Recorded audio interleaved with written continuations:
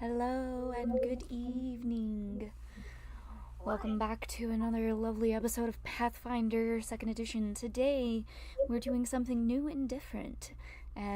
As Cheeky has termed it, we are calling this Blue's Clues, where we are going on adventures with Blue.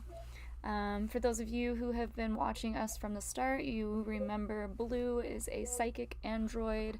I was kind of flip-flopping back and forth between Katrine and Blue for a little bit there, trying to figure out which character I felt better role-playing. I love them both, so it's really great to be able to bring Blue back into the game and role-play that for a little while, especially when Caspian's not here, because Katrine is really only fun to roleplay when Caspian is around. But you all know me as Molly Mayhem. You know where to find me on all the socials and the interwebs. Super easy, Molly Mayhem or Molly D Mayhem on everything. I'm super excited to be back since we were not here last week, but this week we're gonna have lots of fun, per usual. We're gonna do the same thing we always do, going around the room and dropping all your deets. Cheeky, take it away. Perfect. I am Cheeky Angel Modeling on Facebook, and Cheeky Angel Ari on everything else that matters. I am playing Aziza, it's been a couple weeks since I looked at this, the cleric halfling with a Nilflim heritage, who's very, has big energy, has big Karen energy when people vex her the wrong way, so excited to bring it back. Ginger. Hi, I'm Ginger. I'm on socials, mostly on photography, Blue Eclipse Photography, and a Ginger Broderick Photography. I am still playing my character Sage, an elf witch, and I'm not sure what else. I do have a familiar. I have not named him yet, but I have a raven. So. I never sent you your raven abilities. I'll get that. I'll get those to you. Hello everyone. I am Matilda. I'm MJ. I am the GM. I make the world, write the world, play in the world. I do a little bit of everything.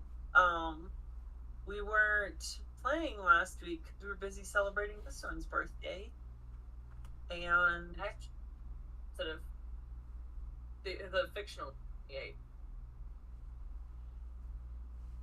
I'm a little brain fried at the moment. It's a crazy weekend, so bear with me. I might be a little slow tonight. I might get lost here and there, but have patience, because it still should be a fun time. Does anybody have anything else they want to say, announce, do, shout out before we start? I will say, it's in October, so it's a bit away, but Landfest, we're going back this year. Come join us. Bring your computer. Come game with us at Landfest in Castle Rock. You're in the first weekend in October. Or fly out, don't be a scrub. But it should be really fun. So that's my only thing I really have to rep. I'm here for it. Oh! Anything for you all? No, I'm ready to roll some dice. Let's go. Okay. Give Amanda 1 second. Grab something. And we shall start. I will fight through the sneeze that's creeping up on me right now. Achoo! Maybe. You might lose. Yeah. We'll see. I want to fight the sneeze, but the sneeze got hands. Yeah, I guess music going here. This is the worst. Can you grab me a tissue? This is terrible. I'm just stuck in a sneeze, a half sneeze right now. Oh no. 1 second, everyone.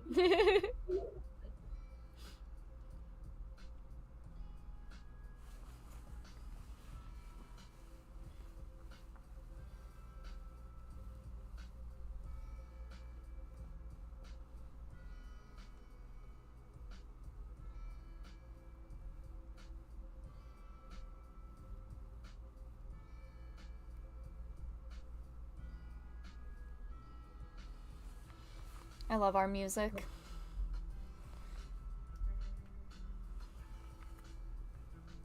Okay. We're good now. So, let's get into this.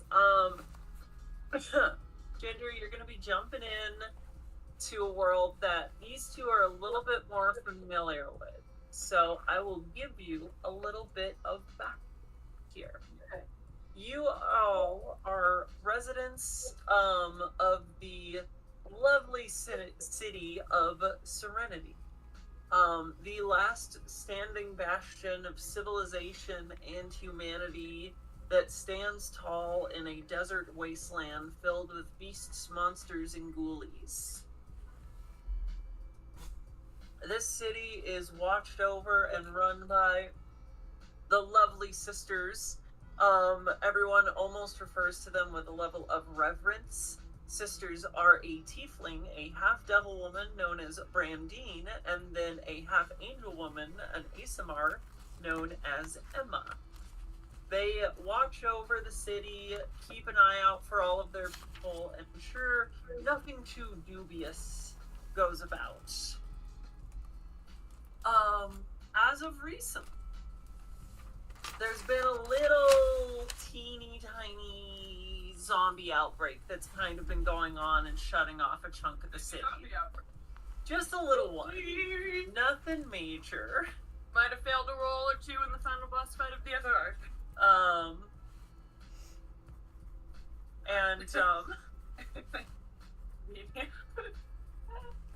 The city's kind of been reacting to that recently.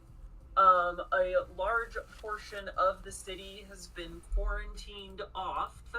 If you will kind of look down here at this little map, we got about from this corner of the city all the way up to this section of the city is kind of quarantined off, while there are walls dividing it going out that way and the same direction on the other side of it.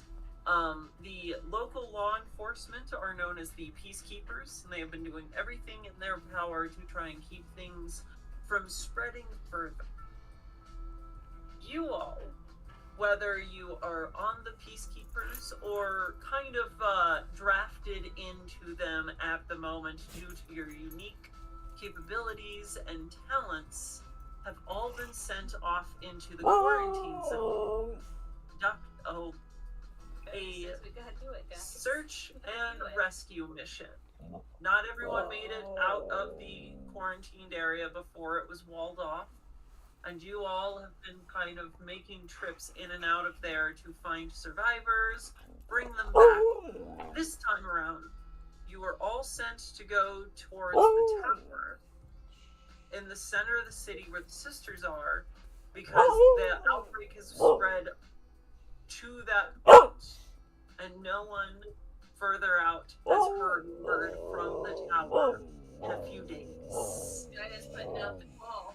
Gaia has a lot to say. Call. Bro! Make sure that everyone can get help. But yeah, make the call. Yeah, she's got a lot to say. Seriously. That is more or less the background for what is going on here. Everyone on board? Everyone on the same page here? Big city, big zombie outbreak. You're going to find the two mayors, the sister mayors, and figure out what the heck they are doing and if they're okay and why. So it's like right when the outbreak starts.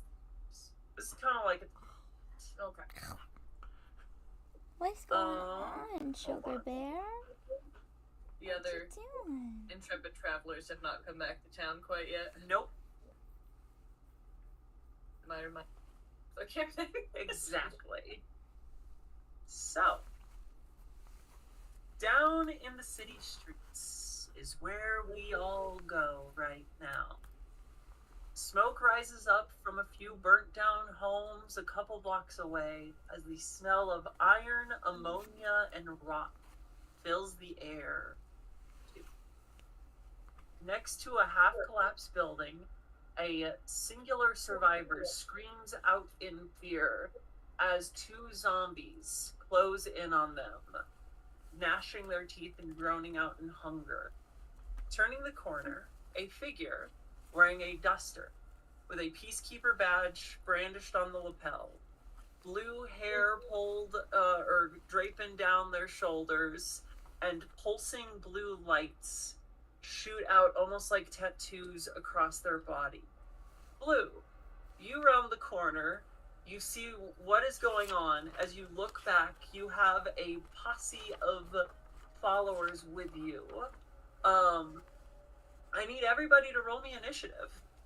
Oh, snap.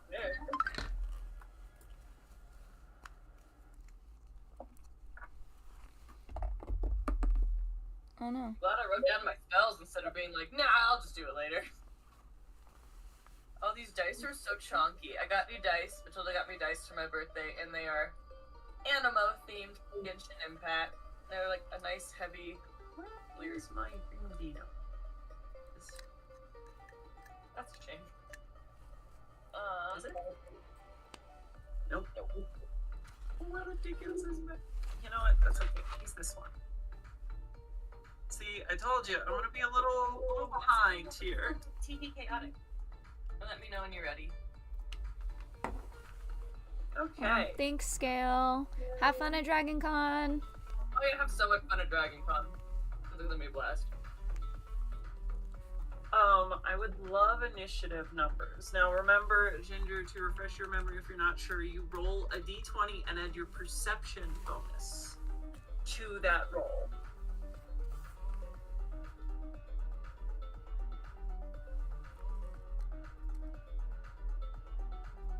Okay. 16. 16.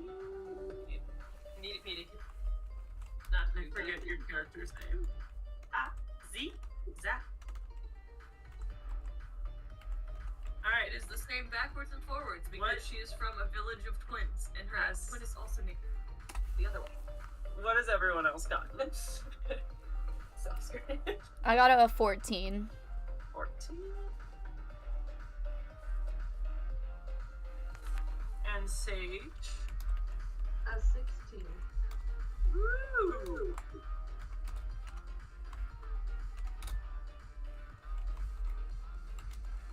Let's see what these zombies get for initiative. Whoop. Not good. Tell you that right now.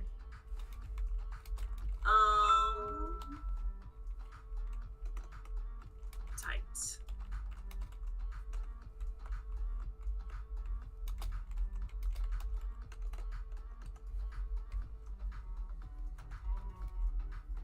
So, as you all start to round the corner here, Blue, you kind of taking the lead. You see two zombies swarming a... Where are they swarming? You say David is rude me because David calls them zombies, and now we both call them zombies. Ah! That is the word for Yep, some zombies. Zombies. A human man, gray beard on him. You can see rather filthy and tired looking. Screaming out, and we'll just doop. Maybe. Hello. Got it. Huh. Me, your boy. As you all are up here, and the zombies are up over here. As between Cheeky and Ginger, I'll leave it up to you who goes first, because top of the initiative, it is Sage and Aziza. Nice. Word. I don't mind going first. If and you'd like, unless you got a real good plan, a brewing.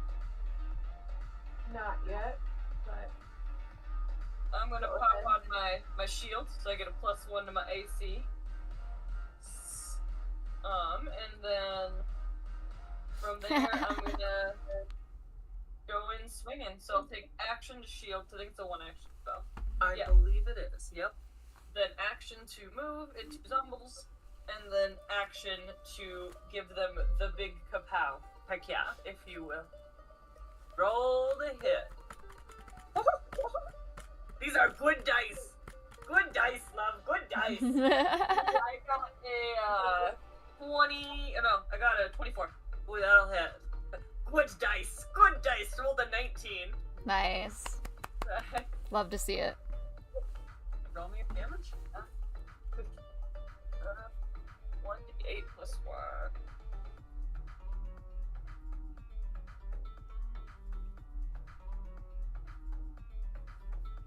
8. 8 points of damage. Just 1d8 plus 1. come running up as you swing out and just smack the back of his head. It cracks and kind of like tumbles and falls over, and then just very unnaturally starts to kind of bend its body back up. Now turning towards you. Nope. That is your turn, Sage. Okay. I know we're jumping right in. Okay. So how far away are we? You are here. Okay. Zombie 1, zombie 2. Okay. That's you. I'd like to move forward, I don't know, about 15, 20 feet? Okay. Like right there? Yeah. And then I'd like to cast a spell. What is happening right now? Sorry, hold on. I had something whispered to me. I heard a what, and I didn't hear the last thing you said. What did you just say there, Ginger? Oh, to do a spell, cast one. Okay, heck yeah. What are you gonna cast? Look, come up. Let's see. What? I think I'm The fuck? gonna do a phase bolt. Ooh, okay. Phase bolt? Yes. Let's look this up and see what it is. Saving this bitch ready to throw hands at a moment's notice. Phase bolt. Point your finger and project a bolt of magical energy that stutters in and out and phases until it reaches the target. Make a ranged spell attack roll against the target's AC. So roll me an attack roll, which is going to be a d20 plus your spell attack modifier. That should be on your spell sheet. I don't think we did the math on that for her on her sheet. Yeah. Okay, then what is your intelligence modifier? +3. Plus 3. 3 plus 4 Baby, is 7. Add 7 to your roll. I got a 6. So 13. 13. Fortunately, these guys are very easy to hit.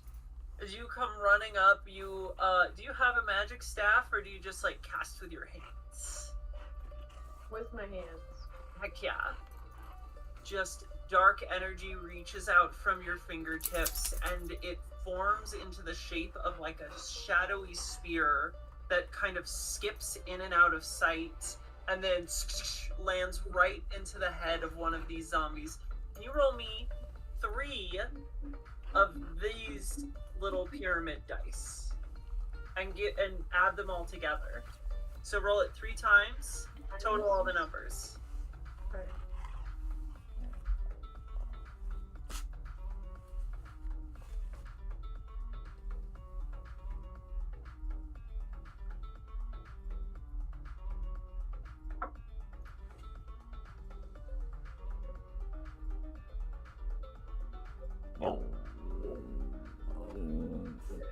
And then add them all together. The table. That was the most brilliant idea.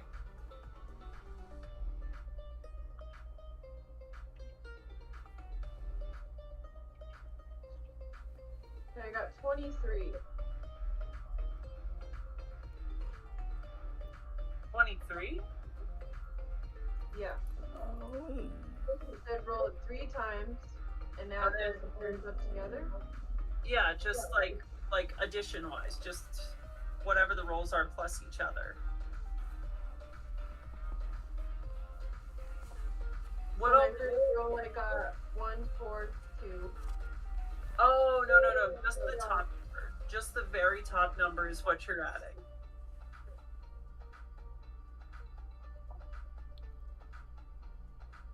Okay. Oh, okay. So I got a 4, Okay, 4. a 2, Okay, time.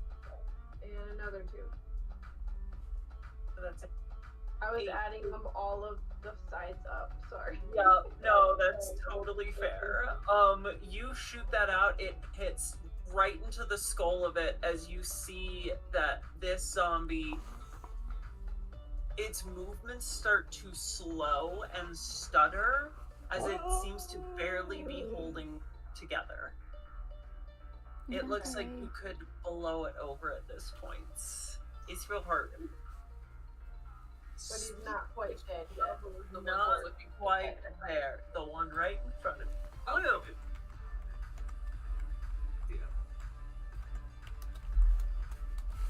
Your turn, Bloom. You said my turn? Yes, indeed.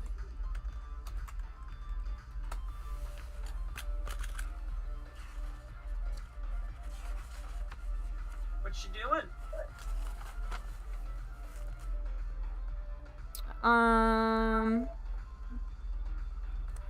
We're gonna do a telekinetic projectile for 26.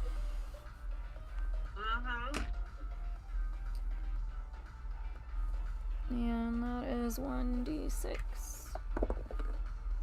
2 points of damage. That is exactly what you needed. Nice. As you shoot out just that little telekinetic blast, this zombie goes flying back a few feet and dropping down on the ground, motionless. Awesome. No longer able to reanimate. Then I would like to run up and punch the other one in the face. Heck yeah. Do it, baby. Get Alright. ready to throw hands at a moment notice, this group. I kind of love us, guys. I'm really loving this group. Ready to throw hands at but a moment's notice.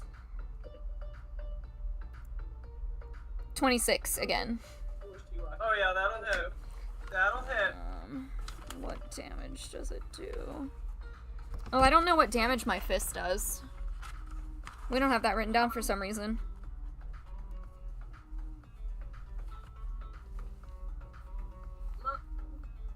I'm gonna call it a D4 plus your strength modifier for now. How's that work for you? Yeah. As soon as I can find my D4. Did it try to run away? Yep, I dropped it on the ground. I'll pick it up in a minute. I have another one in here somewhere.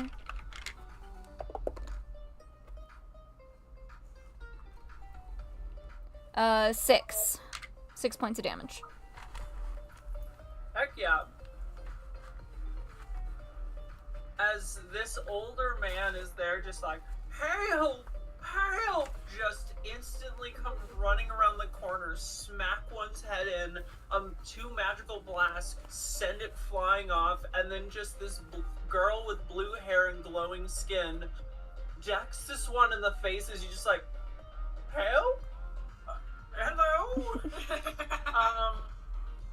This zombie is going to turn, and I mean, you punched it in the face. It's gonna go and bite at you here, Blue. Of course. That's a 3 on my die, so it just a swing and a miss. Wildly flails at you. You just put your hand out and do the little like forehead thing Solid. as it's there, just.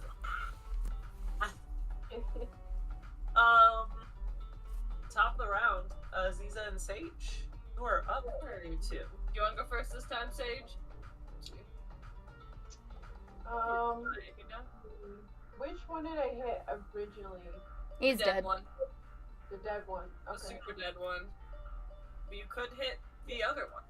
That's the beauty of spellcasting. You can stay right where you are and just boop. Yeah, I could. Let's see.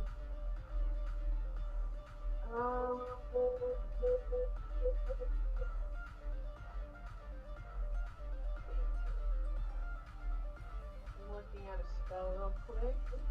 Yeah, no worries.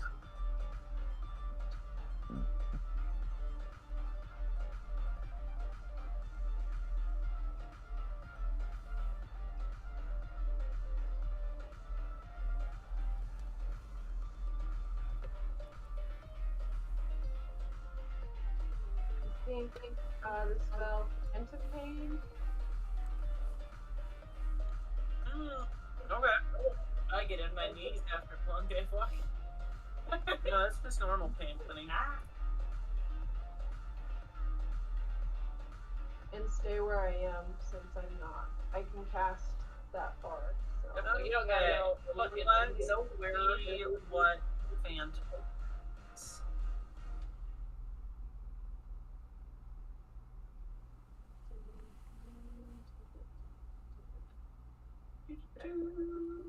Phantom pain. Illusory pain racks the target, dealing 2d4 mental damage. 1d4 persistent damage. Okay. As you reach out with this spell, psychically manipulating the mind of another to make them believe that they're being filled with terrible pain, this mindless zombie seems to react not at all to it. You see your magic just kind of like swirl around its face, almost like a little smoke, and it just kind of cocks its head over at you. Okay. Unfortunately, it has no effect because it does mental damage, and they got no functional brains. Damn. Yeah. See I it. forgot about that. That's okay. It's okay. You're We got learning. this. Yeah.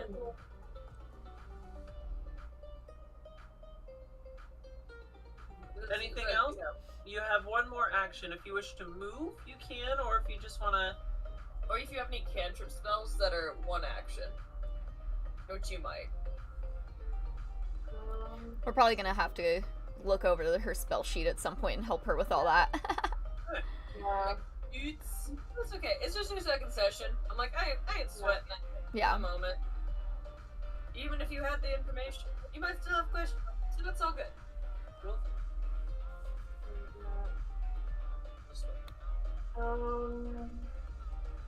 What a minor one. Yeah, a lot of them affect like living, their living or their void energy. So I don't think that will do much damage either. Okay. I think I'll stay where I am for now. Okay. Then if you want to hold an action, if something happens, like the zombie runs at you, you can use that action to, like, hit it. Okay. You can So hold I the can action. hit, like, if I have no weapons, I can still hit, like, with my hands and kick it and stuff like that, right? You could do that, absolutely. You can hold kick it in the face. Or in the butt. How Up to about you. that? Like- Let's kick him in the face. You get to walk over there, which would be an Walk action. over You there. get, and, like, get, You know, I'll call it. Yeah, you wanna go punch a zombie, yeah. just like Blue did? Yeah. that looks great. I want to do that too. I need you to roll me an attack roll. It's gonna be, I don't know if you're trained in unarmed. Let's just say add your strength modifier to this. I'm pretty sure she'd be trained and unarmed. As a Yeah, witch. Yeah, I'm unarmed, so I don't have any weapons. A 20 die to roll? Then, yeah, add your strength mod. It's another little...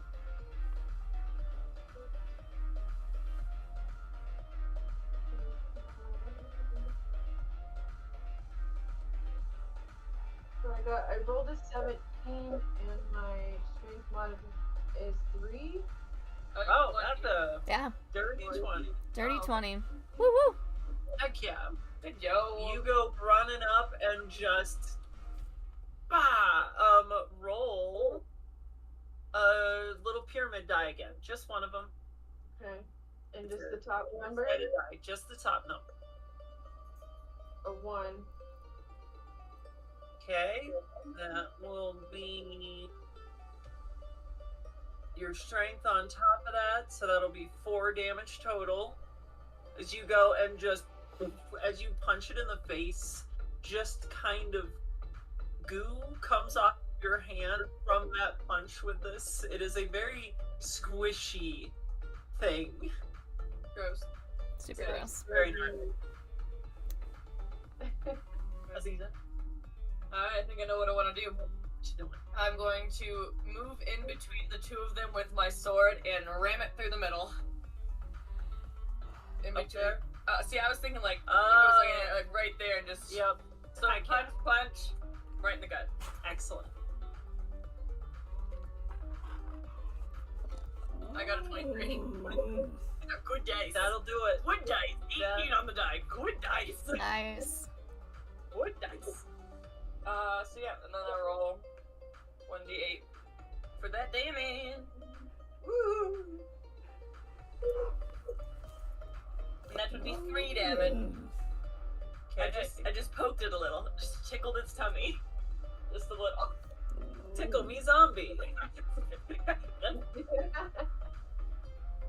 Fucking dead.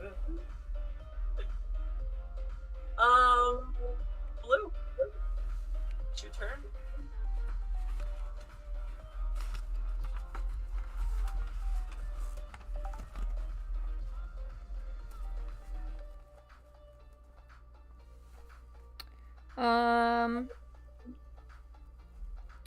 I'm probably just gonna do the telekinetic projectile again. Do it.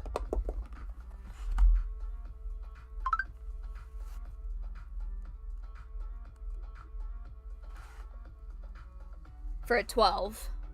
12.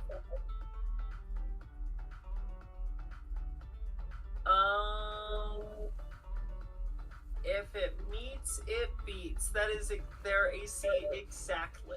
Oh, hell yeah, brother. Hell yeah, brother. For 2 points of damage. And then I'm gonna punch it in the face again. Heck yeah. I'm trying to get this motherfucker down. What was it? Did I just get a 12? I just got a 12 again. 2 12s. And last round I got 2 of the same die in a row with 2 different Nice. numbers. That's weird. That's weird. Wow. Anyway. Buy a lottery ticket.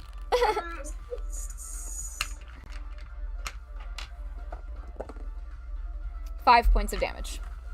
Oh yeah, blue just psychic energy starts to hit the zombie in like in the gut, and then you come with a fist and do a little like 1-2 punch as it just collapses down onto the ground. And these two are defeated. Woohoo!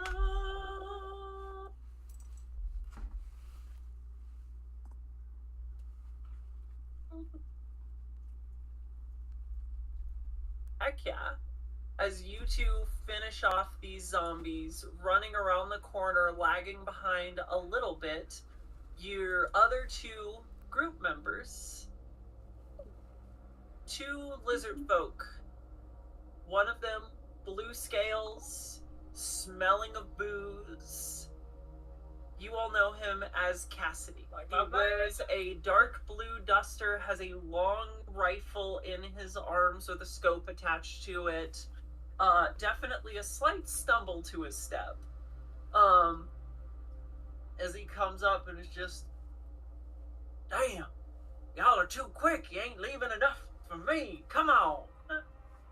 As kind of gasping for breath, following behind him, a green lizard man who is very kind of eccentric looking, like very jittery, bouncy, kind of head bobbing all over the place, is wearing a doctor's apron, has a medical bag that is just overflowing with like bandages and herbs.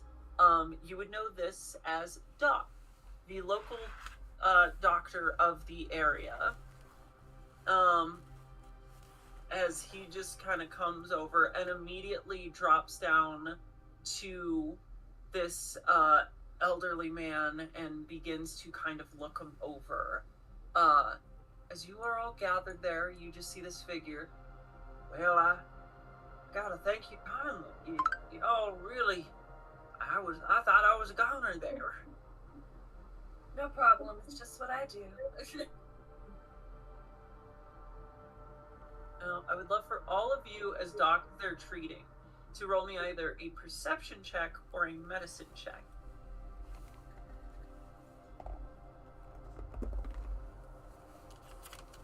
I'll do perception. Alright.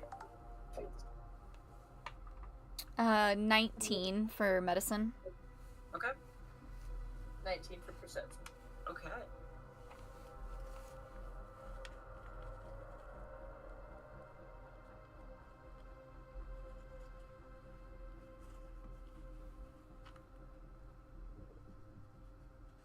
So I'm trying to find it. Where on the sheet again for... Perception is on the right side near the top. Molly is pointing to it on her screen. Okay. So I'll roll it and add that number. Yeet.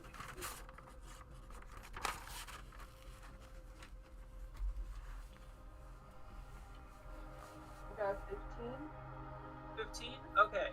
Sage, you are looking around. You definitely can hear off in the distance the sound of more zombies kind of groaning and growling.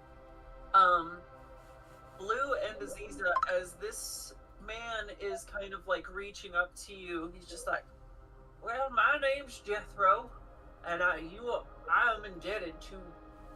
As he reaches up his arm, both of you notice, kind of just barely tucked underneath his sleeve, you see a bite. Oh That's no. not me though. Both of you. Oh, both of us? Yeah, Aziza and Blue. You two see that. Sage, you are hearing that there are zombies not too far away. But they aren't here yet. Oh, fuck. I would probably look down and just be like, "Sir, have you been bitten recently?" Oh, hell, one of them buggers got me by surprise the other day. It's been awfully itchy, I'll tell you what.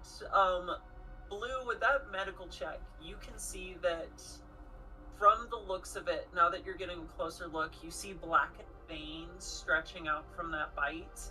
He's probably about 3 days into infection. You have been in this outbreak long enough. I will just tell you outright the rules of the bite system here. Okay, cool. You would know it takes 5 days from being bitten. If you cannot ward it off or like Don't get killed. catch it quick enough, you will die within 5 days and come back as a zombie. All right. So, based on what I can tell, I would be like, we need to find out how far the infection has spread. Remove your shirt immediately. Well, it's a little bold of you, little lady. In front of everyone. I mean, I think it's a better option for you, just saying. I wouldn't worry about All right. You see him kind of take off his shirt as Doc is already like pulling out some herbs and mixing up a little concoction. You can see that this has gone up to his shoulder and is starting to spread to his chest. So it's probably too late to amputate the arm.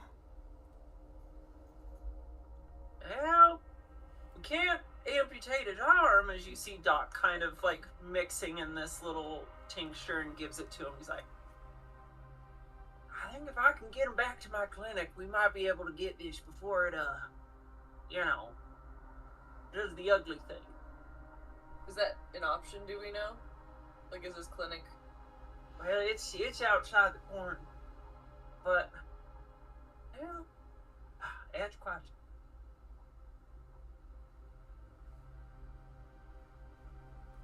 Are you sure there's nothing we can do here? I mean, you bring that whole basket of medicine. I mean, it can help a bit, but something this bad, I'd rather want to get him in intensive care. I don't think this is really the best environment to be recuperating. You catching my drift there. If you believe you can handle yourself when he turns, that is your problem.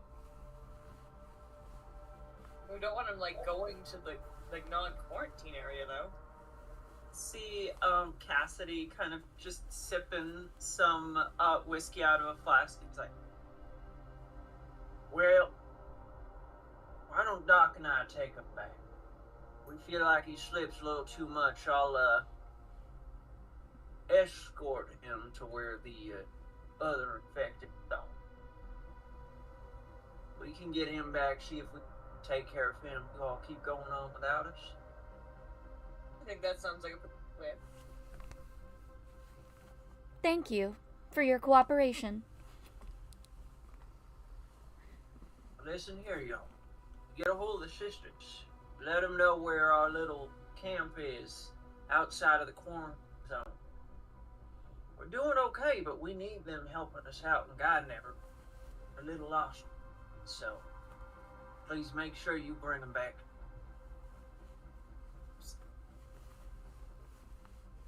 Well, come on, you old coot. Let's get you back to the safe zone. You walk and see him kind of just standing up. I'm good. It's fine. Just a little scratch. Just pulsing veins in his side at the moment. It's nothing. Oh my gosh. It's fine.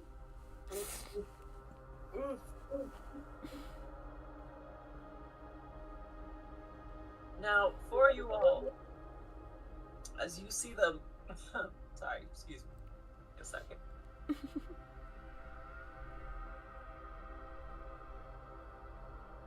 As you see those three walk away, you look off, you are only a couple blocks away at this point from the main town. Not much further to go. Whoops, hold on. Did not mean to do that. Whoopsies, that was a little sneak peek. Don't worry about it, everybody. Good to go back to here. Whoopsies. It's fine. We're fine. Now, I would love to ask you all, you got maybe, like, 5 to 6 New York blocks to the tower. How y'all going about it? You wandering through the streets, you sneaking, you climbing on the roofs, you looking for, like, some horses. Really, the world is your oyster. How would you like to proceed? If you're like, bitch, we just walk. I'd say somewhat stealthily, probably. We have, like, a goal in mind. So, like, it wouldn't, we probably wouldn't be, like, making a ton of noise going. Oh. Okay. Yeah. Do y'all want to roll me some stealth checks? No. No. Well, if you want to roll a perception check to try and make sure you don't go near any hordes of zombies, you can do that too. I got a 18. For stealth, I also got an 18. Okay. If I was doing perception, it'd be a lot more, though. Word. Heck yeah. I got an 18. Woo! Look at all y'all. Shucks. And here I thought I was gonna make it hard for y'all. Yeah. You all kind of creep through. Occasionally you will see a straggler here and there. Almost all of them, in some way, shape, or form, they were all townspeople. might recognize a face here occasionally. You see a few houses and streets that are wrecked that you did once know. But you eventually do make it to the base of the tower. Sitting at the heart of the city, towering above everything, is the Sisters building. It stands above the rest. The first floors, at this point though, all have barricaded or boarded up windows. While a crowd, a mini horde of zombies, are all surrounding it, clawing and scraping at the walls. As you are kind of stationed out, tucked away, watching all of this, once in a while, you'll see the barrel of a rifle pop out of a window a few stories up the tower and take pot shots at one of these zombies in this crowd. Somebody roll me a perception check real quick. Just one person. Whoever feels like it.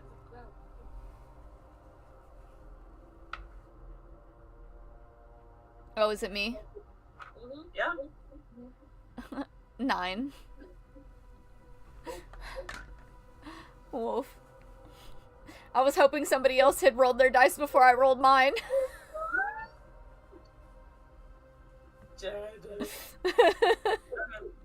You're starting to scan this area looking for anything, really.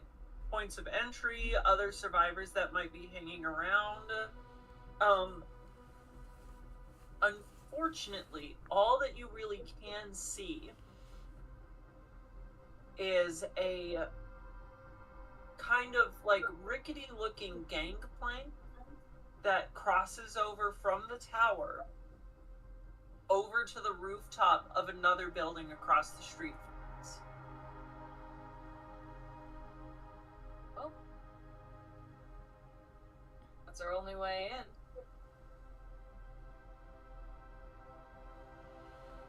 I guess. I mean, it's either that or we try to fight a whole ass horde of zombies, and I don't know if we want to be doing all that in close combat. You know, you could totally do Fuck them all up. Fine. Got this. Okay. As you all creep your way around to the building, I would love for everyone to make me just like a quick little athletics check to climb the building, as there are no real easy routes on top of this roof. Hell yeah, brother, I got a 27. 19. Woo! We did our calisthenics this morning. 13. Okay.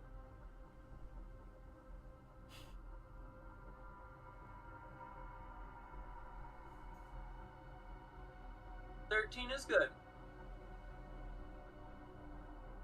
Don't make it. As you all kind of creep your way up, just hearing faintly in the background the pawing of vultures off in the streets. Make it on top of this roof. You have this kind of plank that, with a gust of wind, just wobbles a little bit, laying before you. What are you all doing? Quietly crossing. Be the answer. This is a thin plank. One at a time. From the looks of it, it's going to be a one at a time thing. So I would love to ask, who's going first? I think Aziza, because I have one. Kind of has them vibes. Okay. Now, Better. Aziza, if you wish to go slow enough and take your time, I won't have you roll any checks. If you want to just kind of sprint across it, I'll take my time. okay, cool. Please roll in perception.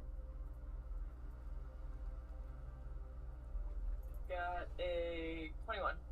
21?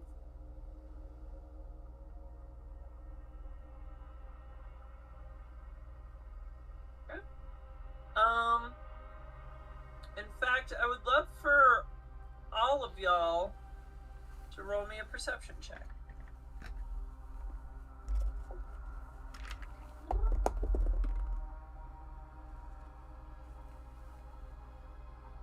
Uh, 20. Dirty 20. Dirty 20.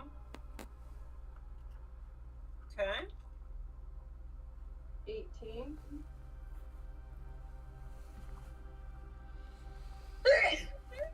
Bless you. Excuse me. There it Jeez. was. It's been waiting. Have it. Yep. This-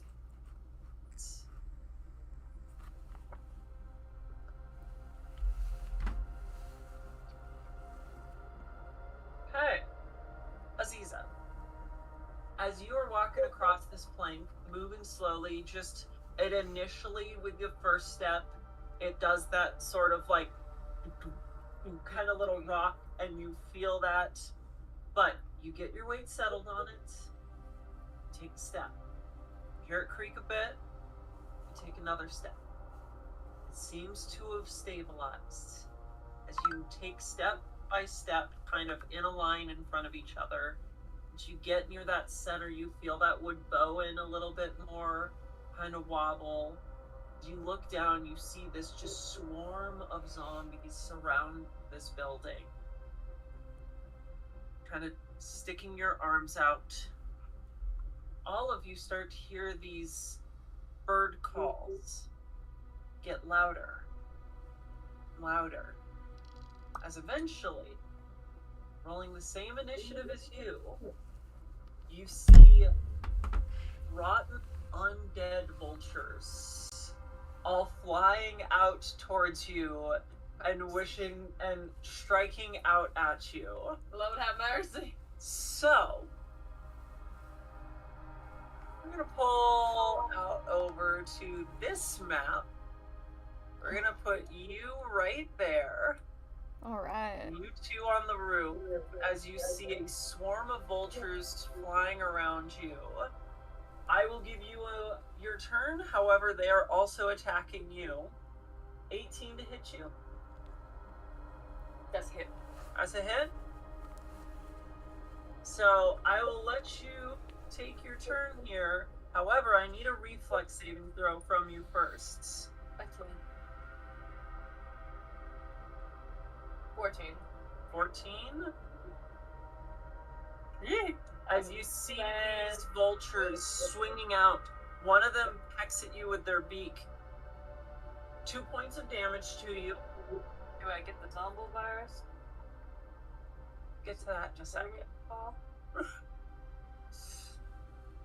Let's see here. I think we could change the music here. I'm not feeling very good about my prospects. I think the music's really sound. It's just really sound.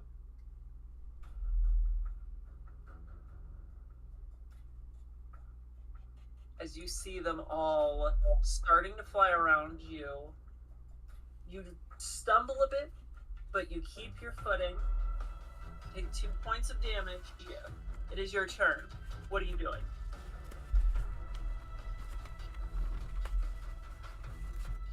You know heal pretty well, right? If I were to cast heal as like 3 actions, could I make it like all around me? Uh-huh. It is a 30-foot radius.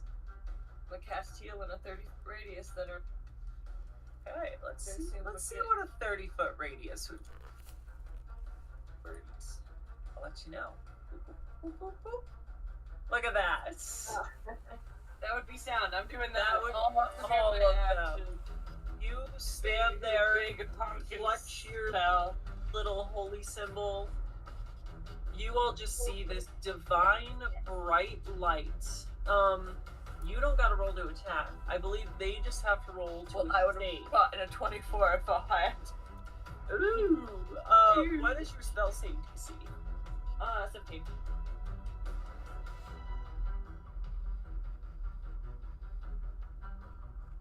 Roll me your heal. Can you look how much that is for a level 1 spell? Ish.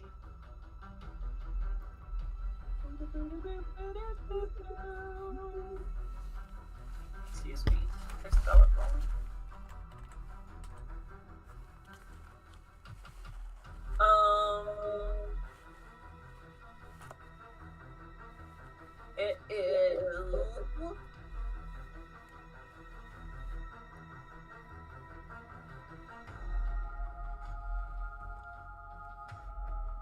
Okay, deal. So 1d8 Or damage. Yeah. Yep. 1d8. Yeah. Woohoo! I got back.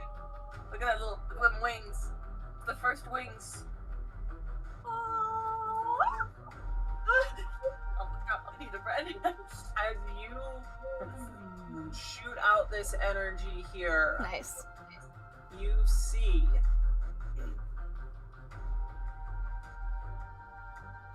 hold up. Gotta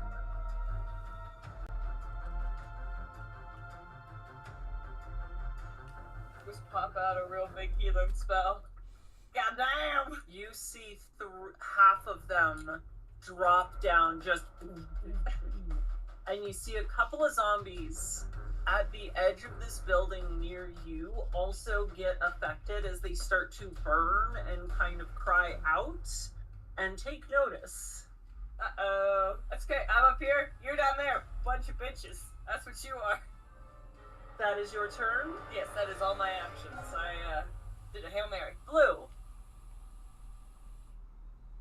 Okay. it is your turn.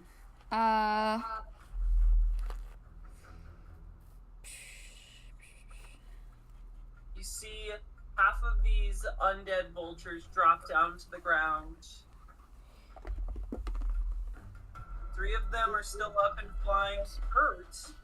An 18 to hit the one on the farthest north left with needle darts. Okay. Do it. Do it. Um,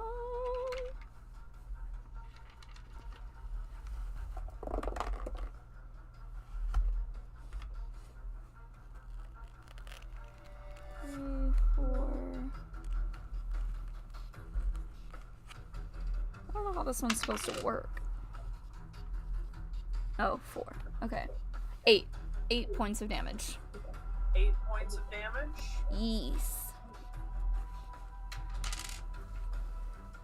Drops out of the sky as you hit it with a needle dart. Nice. Anything else? That is 2 actions.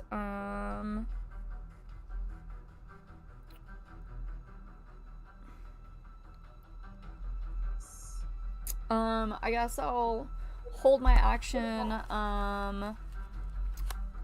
So if either one of the birds come to attack me, I can retaliate back.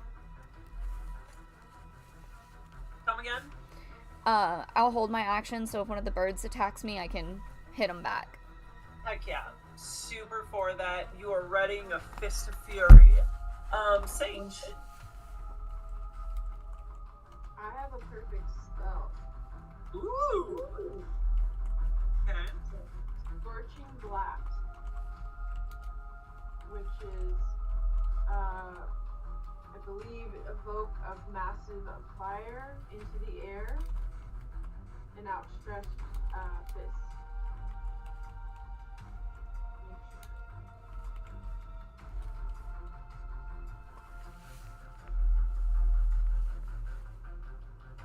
Scorching Mast. Blast. Blast.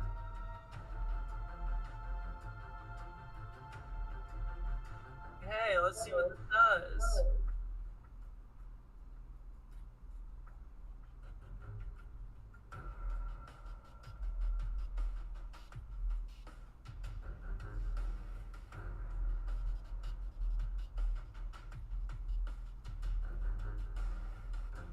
Heck yeah.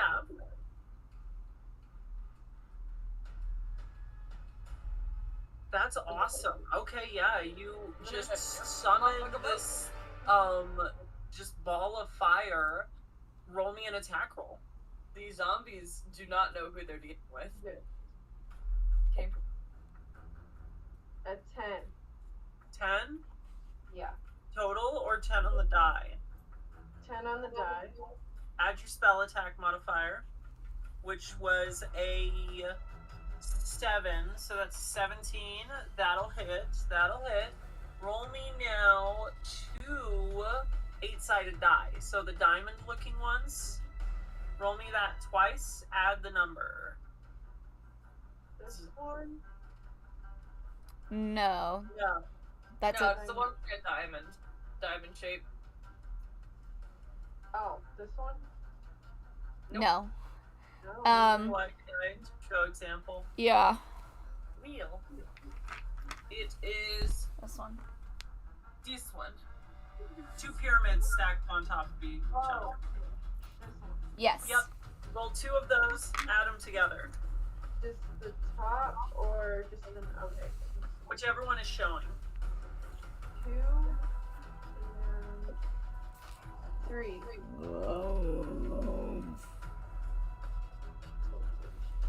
5. So 5 points of damage.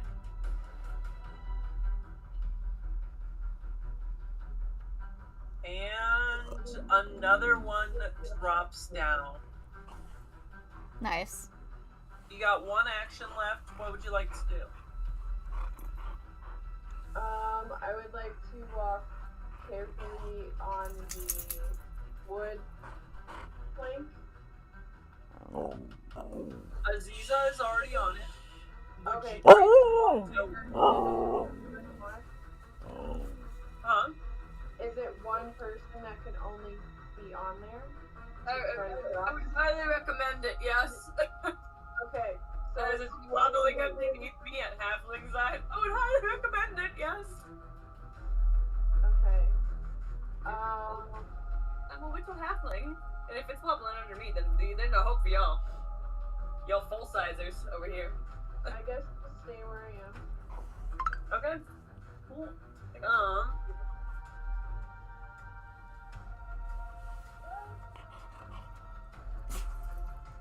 Don't worry about me. Give me a quick fellas on the couch. Heck yeah. With that, there's only one left. Fuck yes, flying after you, Aziza. Oh shit. I can't not do this because it will kill me. I'm going to hit it with a purifying icicle. It's not your turn yet. I'm having these ones go first because they got the jump on you. However, its first attack on you is an 11. He's gonna go with a Hail Mary for a second attack.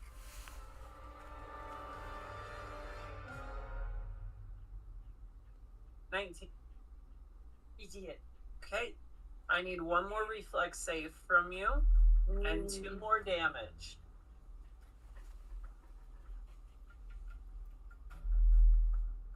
Kill back in the backs. Silly.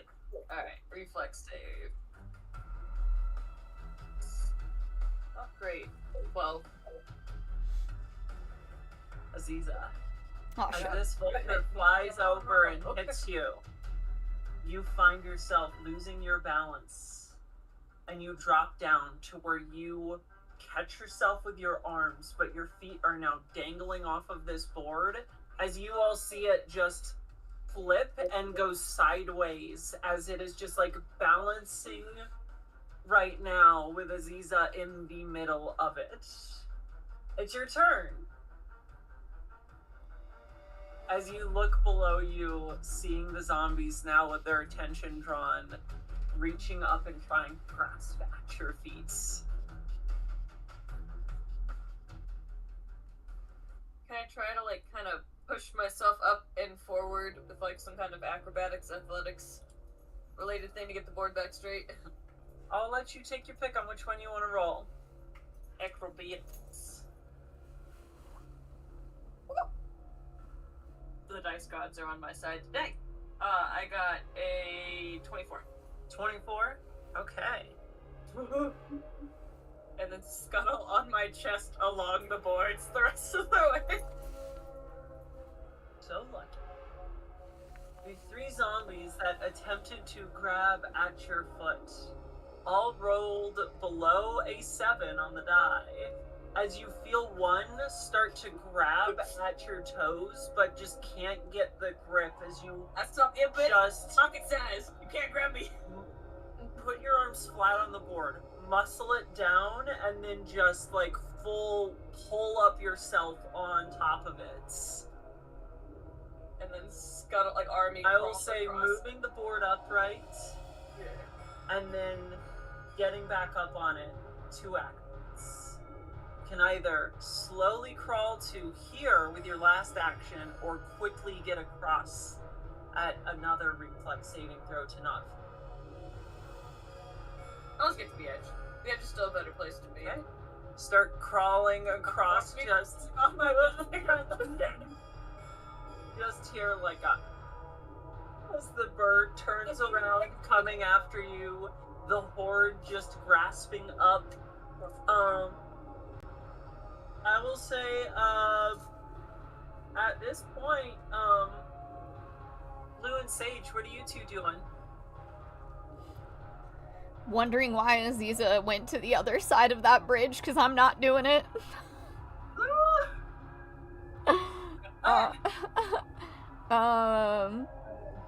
did the zombie birds? Yeah, if there's still a bird alive.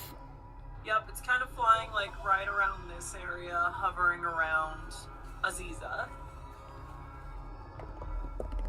Music is a little loud. 26 for telekinetic projectile. Absolutely hits.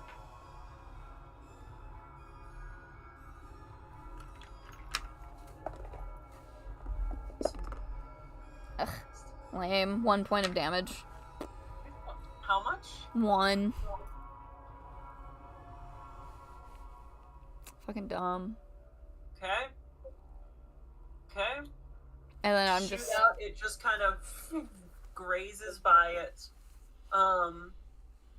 At the ready. If it comes at me, Okay. I'm ready to pop pop.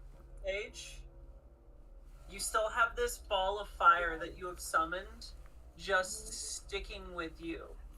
Oh no, sorry, it's until the end of your turn. Okay. Oh! Hold on. You could have attacked one more time last turn. Yes. Oh. And that was my bad, I missed that ruling. So I will give you an extra attack here with this spell. You don't have to use any spell slots for it. But it's going to be a little harder to hit. So roll me an attack roll. If you wish, you can try this again. I don't want to tell you how to play your characters now. You're like, Got a 10. 10 to hit? Yeah. It's not going to hit. Okay, now you're doing your turn. Okay. This one is deviling y'all. How far away is it from me? From you, whoops. 25 feet.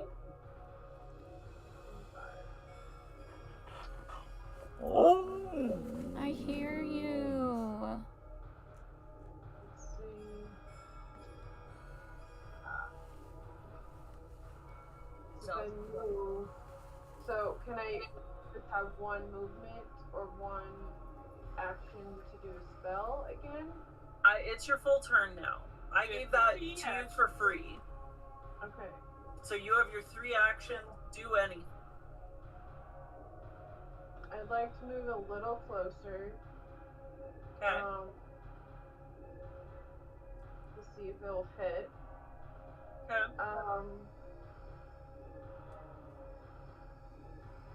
The spell Dazed.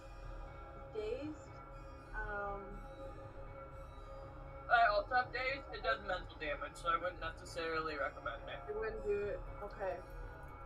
There's no. That one. Whenever I had that one too, and I was like, yeah, Oh, I think I wrote down something needles.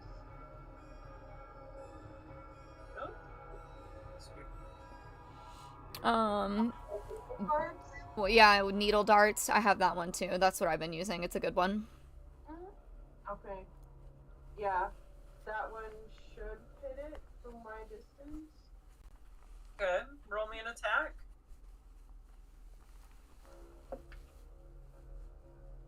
A 7.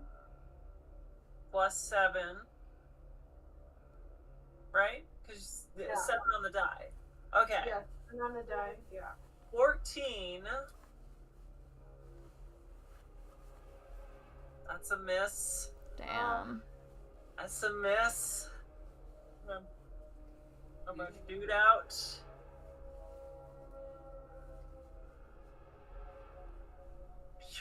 Whizzes by as you all see this vulture fly down. Try to fuck me up. Grab its talons into your clothes. And you feel it starting to fly up and pull on you. No, ma'am. As you are being No, pulled on, ma'am. you can feel yourself starting to kind of be lifted a little bit. And all of a sudden, a window not too far out from where this plank is ending, you see a rifle stick out of it. Shoots out and hits the vulture as it just turns into a mist of feathers and blood. As you see a wide hat with 2 horns coming out, a face with a bandana over it, just yell out, "Come on, over here, y'all! Get over here!" Scuttles rapidly. And you go and get off that plank. Do you two wish to cross, or do you want to reevaluate your situation here? There are no more vultures at the moment. Okay. Should be able to make it. Is the board still stable? Board is still there. It's not, I wouldn't call it stable, but it's there. But not the action I'd use, but it should work. Walk or crawl very slowly? Okay, are you gonna go first stage? Or go next, I guess? Oh, if it's not my turn. then- We're kind of like in amorphous time again here, so Sage and Blue, who wants to go next? Sage can go. Sage? Okay. Sage, you start making your way across, kind of doing just that little, like, crawl across if you wish. Yeah, just, it wobbles, it's a little unsettling. You look down and just see dozens of zombies all reaching up at you. Occasionally you see one trying to climb up the wall, and just a rifle shot will come out from that window. As you get to the end, Blue, roll me a perception check, please. 22. 22. You see, off a bit of ways, 2 more vultures flying up due to the commotion. Damn.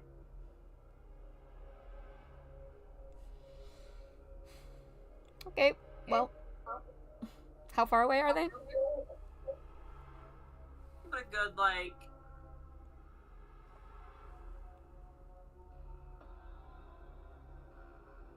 like 200 feet out. Oh, I'm sure that's plenty of time for me to be able to cross.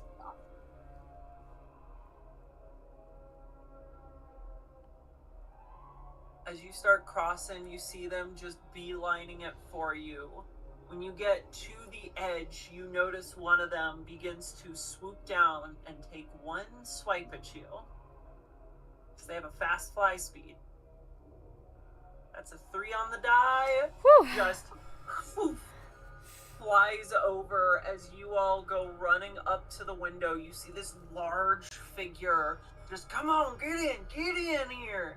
You all go hopping through the window as they come swinging around, as they close the glass and then close shutters, reinforcing it, as just you hear boom, boom, up against it, and then scratching and screeching.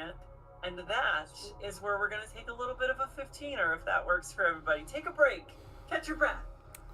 You Okie know, dokie. Gaia's screaming at you. I think know. she wants to go out. I'm pretty sure, yeah. So we'll take a little bit of a breather here real quick. Alright, sounds good. All right, friends, stick around. We're going to take about a 10 to 15, and we will be right back.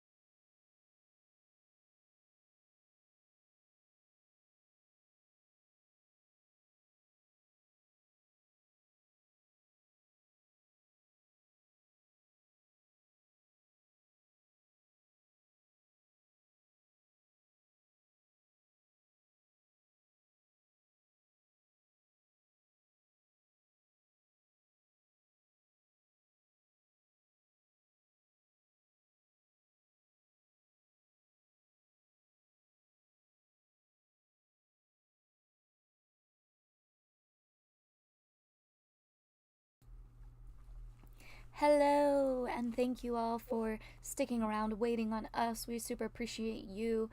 Somebody was yelling at me like they needed to go to the bathroom, and they did a number 1, but they didn't do a number 2. And that kind of yelling comes from a number 2. So I'm a little cranky about it. Okay, yeah. I has a cat.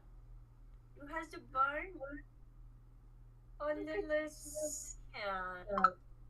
Yeah. What a little turd though, guy. I wish she would have dropped some turds. That would have been nice. Oh well. Yo, speaking of, somebody had their dog shit in her driveway and it's still just sitting Yeah, there. I was like, what the fuck? Wow. I was like, seriously? It's fun. Fun. Favorites. Alright. How we doing, everyone? Everybody? Are we ready to hop back into the wonderful city of Sharambo? Hell yeah, brother. Hell yeah, See brother. Everyone is faring in this post-apocalyptic world, mid-apocalypse. Post-new wave apocalypse. Hell yeah. Let's set the scene here. You all go diving through this window. You hear the vultures pawing and clawing at the window. This is a small room you all stand in. Leather hides cover the floor as a stool sits off to the side with a pack of ammunition, rations, and general supplies sits next to it. The only light source at this point is the slits of light that are making it through the blinds, or the shutters for the window, as you are in a pretty barren space. This tall, looming figure stands before you all, rifle in hand, just kind of sets it down to their side. You see them wearing just a rolled up sleeve button up shirt that is very stained from long use. As they drop it, you see the face of a minotaur, a half man, half cow hybrid of a critter, standing a good solid 1.5 foot above the normal tall people, and a good several feet above the Aziza, your little cleric companion. Blue, you do know this figure. You know this as Bruce, the bodyguard and right-hand man of the sisters. A man of few words, but is very loyal and very reliable. As he just kind of looks at y'all, Blue looks down at you.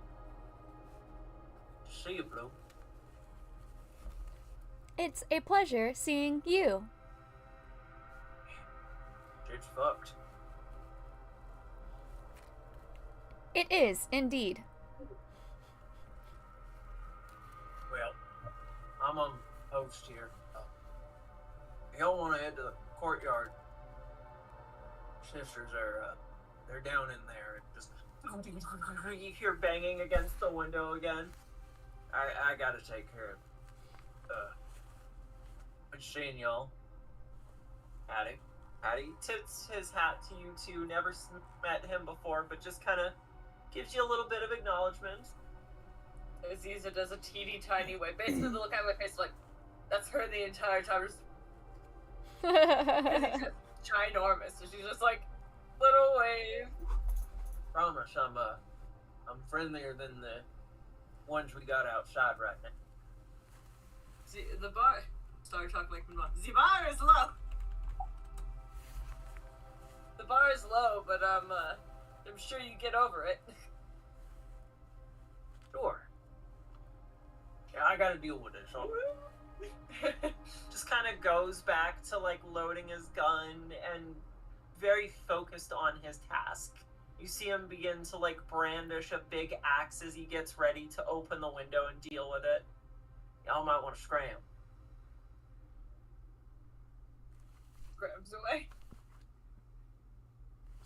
Goodbye. As you all head out of this room, you enter into a mezzanine floor, 3 stories above a courtyard.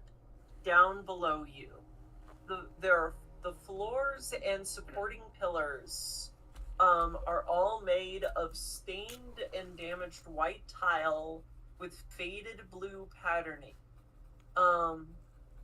You see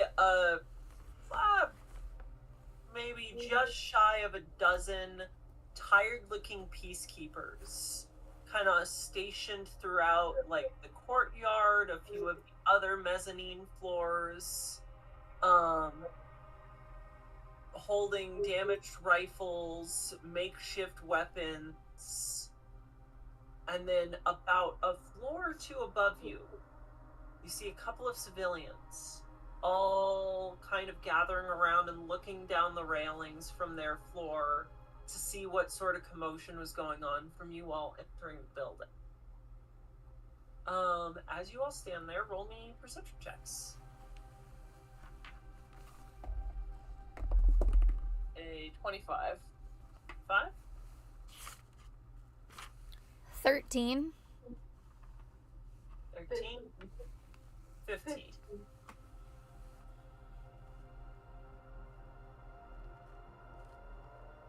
Hobbit eyes. With a 13, Blue, you notice that down in the courtyard, you see almost like a sort of pseudo infirmary set up in one of the corners, where you do see several wounded people and probably a couple of infected people kind of huddled up. The only people that are down on the courtyard are all armed peacekeepers. Sage, you got a 15? Yes. Yeah? You notice that down in that courtyard, there is like these massive double doors that are just barricaded with anything and everything. Old ceramic, like massive pots and urns, furniture, wood debris are all just stacked up against this door and are kind of shaking and rattling from the horde outside. On a closer look, you can tell there are chips that have been torn out of the door. They are slowly but surely making their way through this. These people have probably been holding on for, this infection has been going for a little over a week now. They've been holed up here for probably most of this time, and it's not a permanent solution. What did you get? I got 25. 25? With your 25, you notice a figure kind of running up to, hold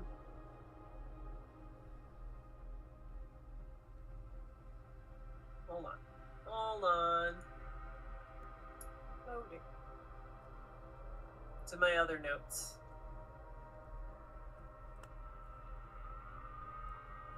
You see what looks to be a dwarven figure kind of running up from a backspace down in the courtyard, and goes up to, I have too many NPCs.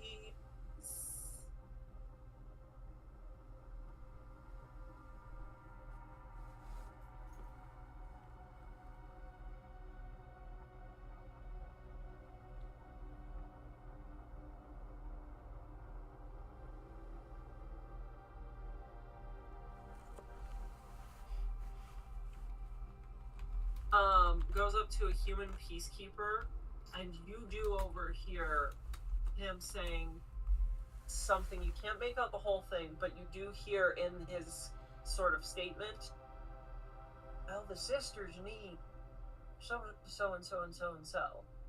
You gotta make sure to gather it up, alright? I'll bring it to them. Do we see the sisters anywhere? Because I would think we'd know Do what not the see the sisters sisters. No. Everyone, for a little reference here, I will show you all, actually. This is what Bruce looks like. Oh man. And you would know what the sisters look like. Which is a half angel woman. She has blackened wings that hang off of her body. And then Brandine, a half devil woman that is very eccentric, excited about those things. Yeah.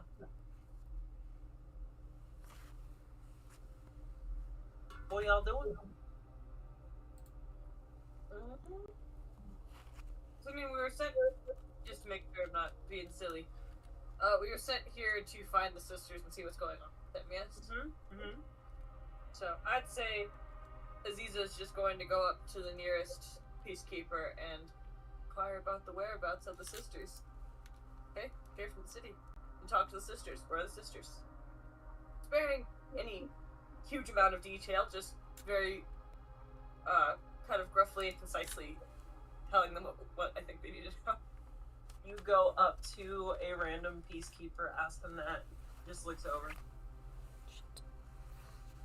Y'all come from the other side of the city? I'd love it if you rolled me a diplomacy check. See how trustworthy y'all seem. No, reasonable and valid. Well- By 16. You go up just like, the sisters, what's going on? You see her, she seems kind of lower on the end of the totem pole. Well, I know they're off doing something kind of out in back. I've been stationed out here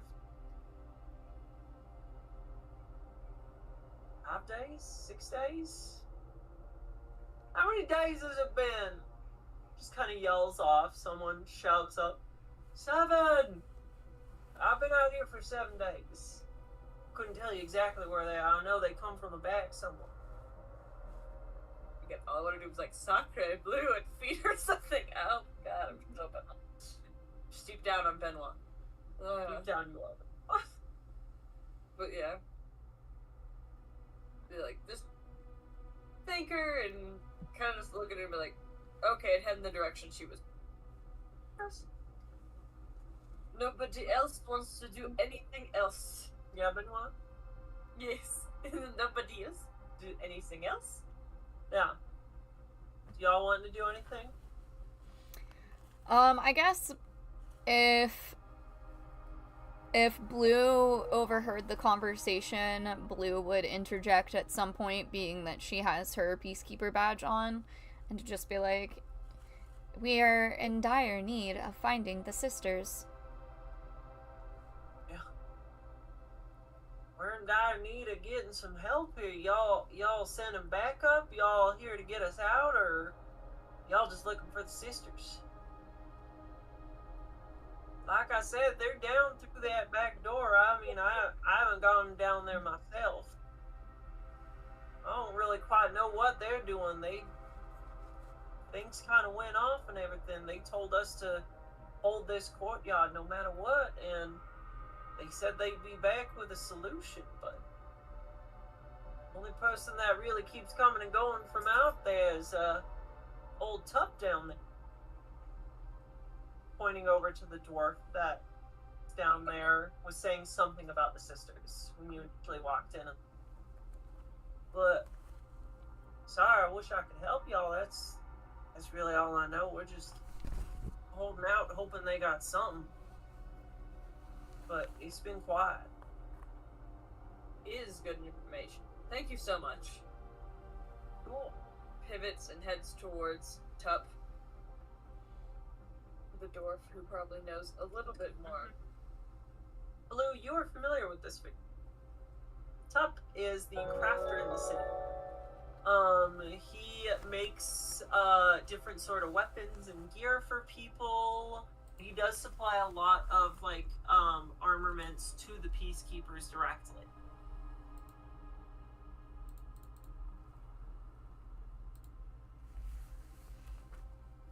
Y'all make your way to Tup. Okay, as you head downstairs, it is a ladder. It is a rope ladder that is the only way to make it down to this floor, as any staircases have been barricaded and blocked off. Seems like another emergency layer of defense, kind of prepped just in case this barricade falls. You see him talking with a few other people, just requesting different supplies and being like, gotta find it in the building. Whatever you can scrounge up, just make sure we get it to him. Kind of gets the same concise, gruff questioning to him as I did to the other lady when we catch him. Go ahead, Oh. Nice. Nice. Y'all have some new faces around here. Oh, okay, oh yeah. Sisters, you're looking for the sisters. Yes. Yeah, they're down in the ruins. There's some ruins down underneath the building here that they're thinking there's some sort of solution to this problem here that they're digging for. I just kind of go down there and get supplies for them when they ask for it. It's like metal, relics, gunpowder, food sometimes. They've been holed down there for about 6 days now. Trying to find whatever solution they think there is to this problem. They said it's kind of above me, so I haven't bothered asking them. Perhaps you can ask for if no other reason than to let everybody on the other side of the quarantine. Sure. I mean, they said they didn't want any sort of distraction, but I ain't about to stop y'all from going down there if you made it out here without a scratch, so. Onward and upward then. What is their direction? Down that hall, you see a big tapestry hanging down right behind that. Thank you, good sir. Good, very helpful. Well, sure. Are we getting out of here anytime soon? Well, You all got an escape plan or anything? well, it depends on what the sisters say. Yeah, sounds about right. All right, well, good luck. Well, I kind of figured anyway.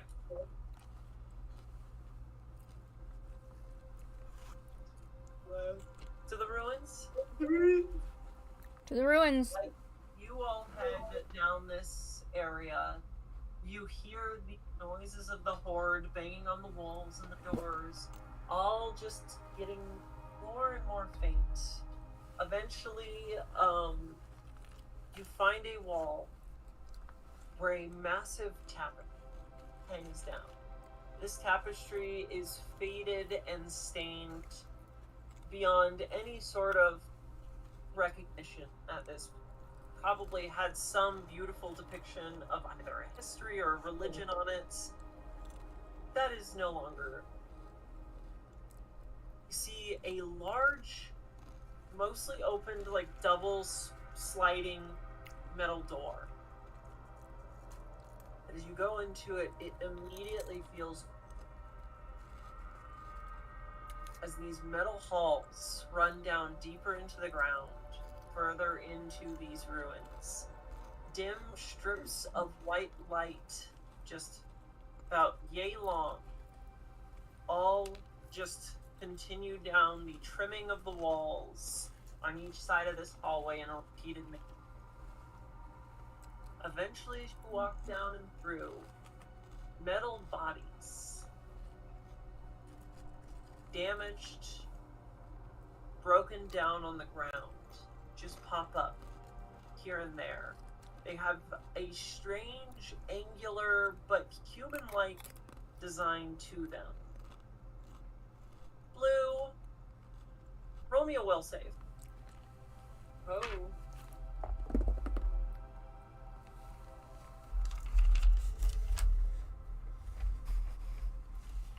23. 23. Yes. As you are walking down this hall, your past has always been a little fuzzy. It's always been a little bit of a mystery of where initially you do come. As you are walking down this hall, for a brief moment, you close your eyes, and all of a sudden, it is brightly lit in here. The walls and the floor are pristine. The bodies are gone. You see just bright fluorescent lights shining up in the ceiling, illuminating the space. As you see a few human figures kind of wandering through in white lab coats, some of them carrying clipboards, other them with little like badges on them of a photo of their face and a name, just kind of all moving about.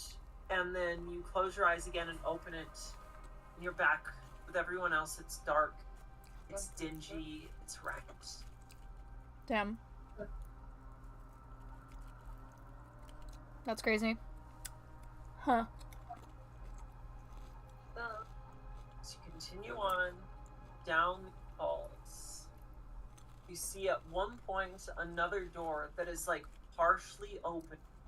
You see some sort of access panel on the side of it that is sparking out occasionally here and there. As the door just kind of like just shifts ever so slightly, wanting to close, wanting to open, who's to say? You'll kind of squeeze your way through that, and you come to a point where a large kind of gap sits on the floor, or sits in front of you that seems to go into this dark drop.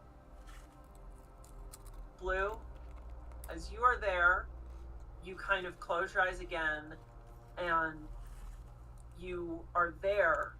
It's brightly lit, and your hand is just reaching over as a little panel opens up, and you place your hand on it. A blue bar of light moves up and down, scanning your hand, and then you see a bridge just all come up. Okay. Allowing access. You blink again, it's dark and the pit lays before you. Man, oh man, oh I'd man.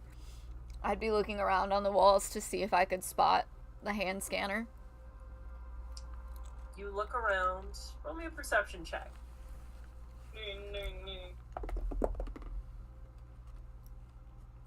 Dirty 20. Dirty 20. Love to see it there.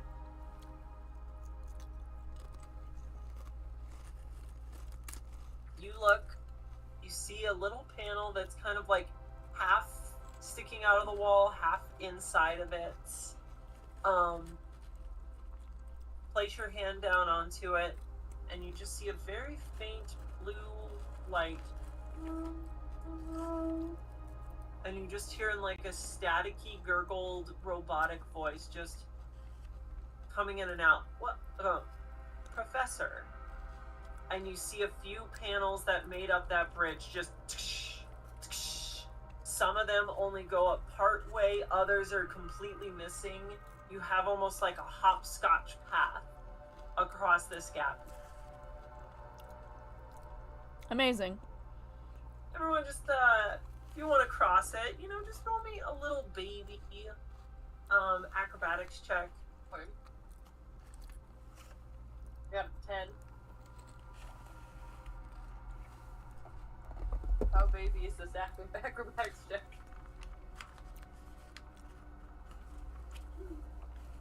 I got 14. 13. Okay. You just kind of start doing little steps, little hops occasionally across everything.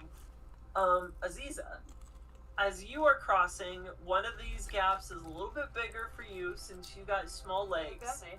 You do a full jump. As your weight lands on it, this platform, it just drops out from under you. I need you to make me a reflex saving throw. Oh shit. Keep falling. I do, I really do. Dirty 30-20. 30-20? Yeah. You Okay, I've got grab my onto the ledge of one of these other platforms. What is everyone doing in this moment? Oh no! Use the room. Fuck back up. You're Alexander fine. Hamilton. What about you two? Blue and Sage. Did we make it to the other side? You're kind of all in the process of traversing across. How far, like, are we halfway through or like towards the end or beginning? I will say at this point, Blue, you're near the end. Sage, you're a little over halfway through, and Aziza is like the first third of the way.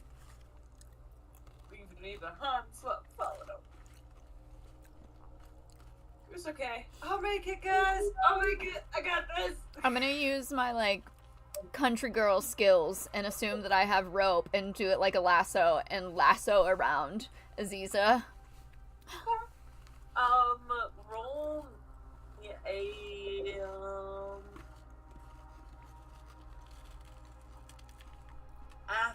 athletics? Is that a skill? Yeah. If you, either that or I will say,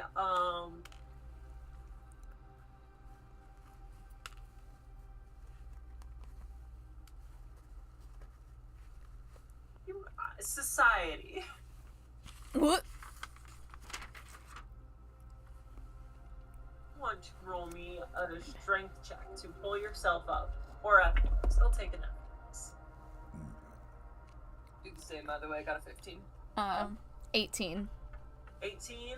Your 15 turns into a 17. Yay! As a lasso kind of wraps around you, pull yourself up, make your way across. Nobody was harmed. It's fine. You're making this beautiful for me. Yeah.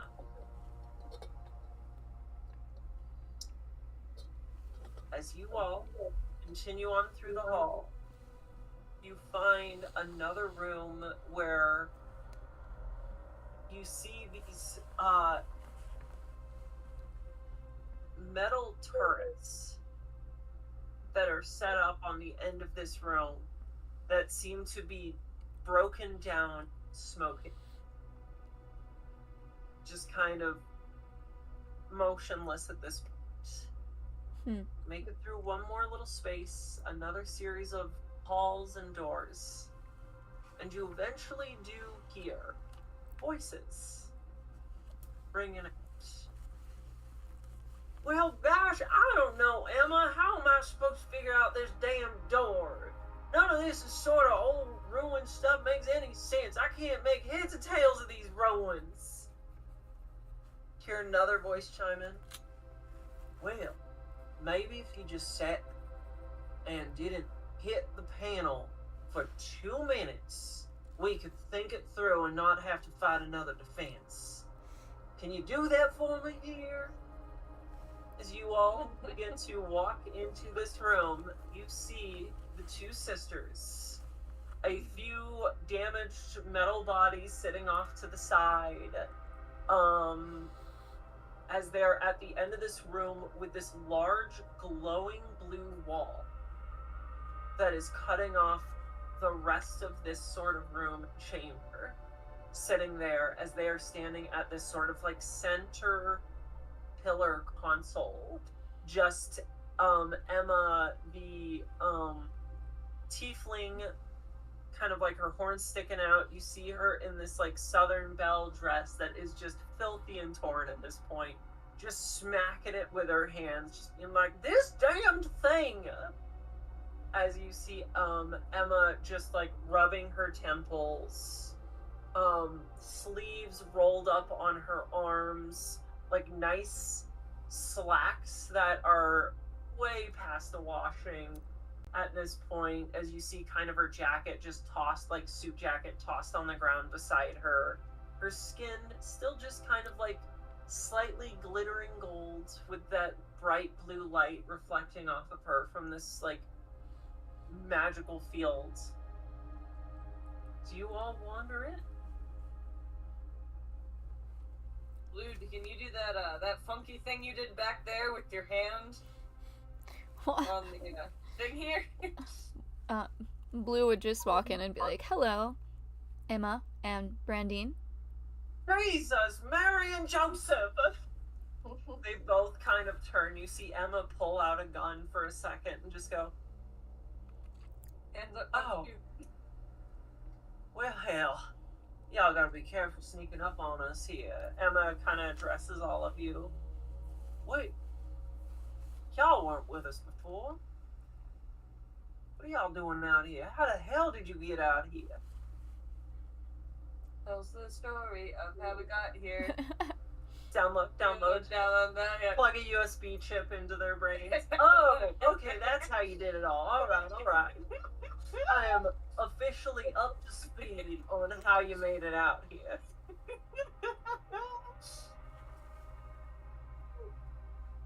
Well, shucks, listen, if people of the city feel like they're needing us, they're just gonna have to wait a little bit longer. I don't think there's much we can do up there right now. This damned wall wasn't right in front of us, we'd have potentially a solution here, but I fucking hate these goddamn ruins. Tell you. Blue would probably walk around and see if she notices anything and just, like, starts putting her hand on random shit. Like a mime. Brandine is kind of at that, like, center dais console point there. Do you wish to wander to that, or do you want to go, like, wandering around the rest of the room searching for stuff? I think because of there being a panel on the wall to, like, do the thing, that she'd probably be looking for a panel on the wall near the door, assuming that she would just put her hand on that and it would open the door. No. As you kind of step over, you see Emma just be like, I mean, you can try it, but I have been banging my head against this thing quite literally. And I'll tell you, it has been nothing but a pain in my ass. Walk over, just put your hand on it. You see text begin to pop up and spell out responses, essentially. And you see, once again, it says, Welcome, Professor. Access code required. Oh. Damn. That sucks. I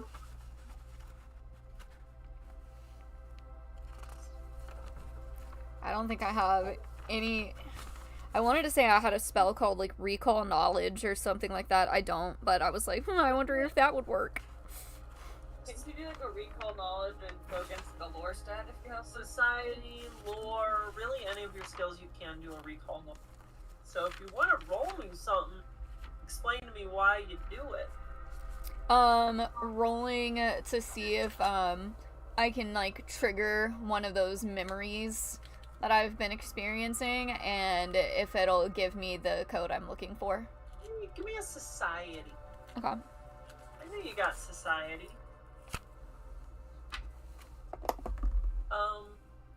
Sage. Dope. That's a 26. 26. It was a 19 on the die. Hold on, I just realized I gotta really dig up some notes here. I've had this one written for a while, but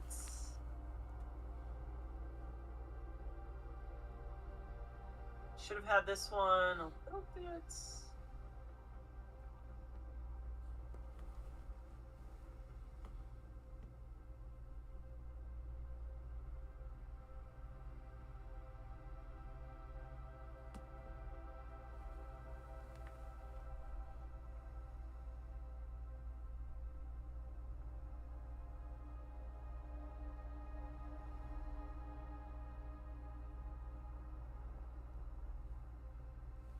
Boop, boop, boop, boop.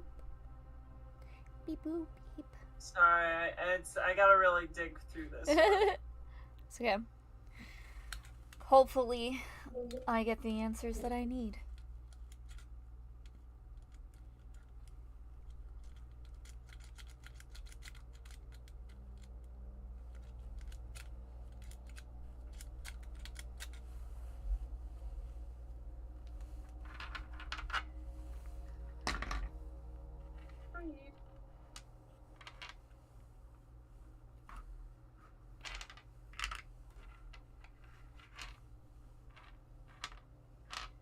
Sorry. My notes are a mess. Oh, tisk tisk. Do this.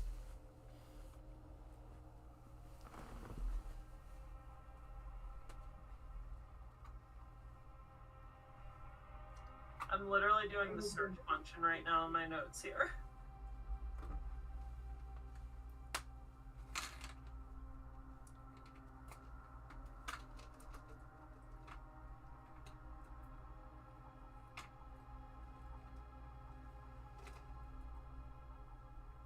Oh.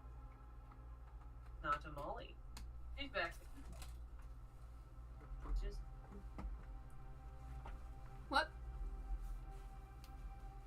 Password is. blue. Ah. As you Password. Password. sit there, kind of thinking back, look past this field, and looking into it, what you see is a bunch of different sort of like pods all lined up against the wall. As you realize what you're looking at in those pods are people, but all with lining that looks like yours. All different sort of like humanoids, elves, dwarves that have the different sort of like patterns on your skin that glow those blue lights. I see. You kind of flash back to a memory. Your first memory. As you see yourself opening up your eyes and looking directly at yourself, but no glowing blue lines, just normal, soft human skin. As you see, looking at you, this person goes, "Hello, you are blue. A biomechanical logistics unit for encapsulating human spirit. You are the last hope of humanity. It is going to be your job to lead everyone. Sure. Woof. We will not last without what we have right here in your head. And I'm so excited to know.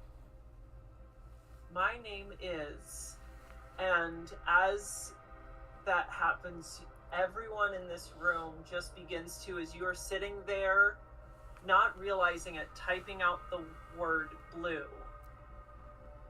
You hear electronical interference. You find yourself being pulled out of that memory as you see this field just fade away. Ooh. But opening up at the very back of the room, a larger pod just opens. Not a human-looking figure, but an android, but a tall mechanical figure lumbers out with a singular oculus eye, glowing and red, as it starts to storm out at all of you, lifting up its arms. I need everybody to roll me initiative here. Oh, real quick. shit. Tell her. Basically. Dead. That was a monster in Genshin. Uh-oh. It's big. I'm scared of the thing. 25. 25? Yep. The 13. 12. Got a 12. I got a 12. 15. Okay, alright. 25 from Blue, 15 from Sage, 12 for Aziza, and then give me a second.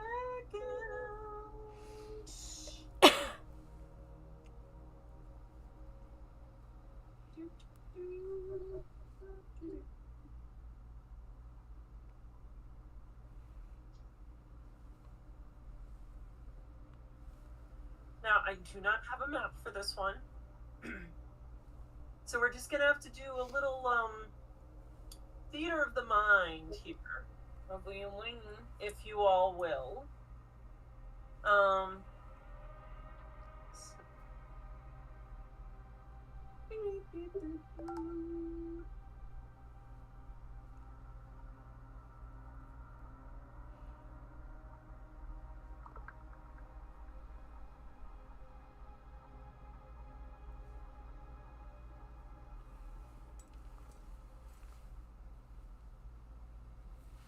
Gotta roll initiative for the construct.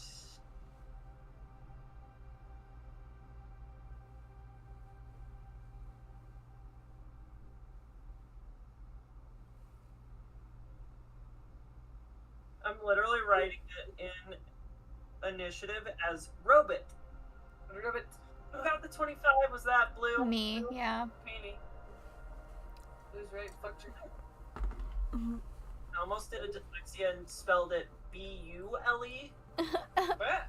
Yule. Yule. Sage.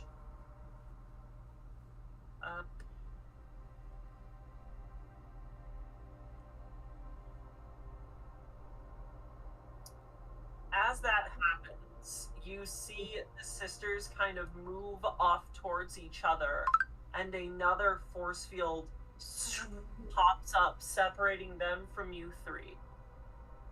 Oh, As wow. this construct comes running up to you. Blue, it's your turn. So we're on the side of the construct and they're nice. That's nice of them. I don't want to run that many creatures right now, okay? Valid. You know what? Valid.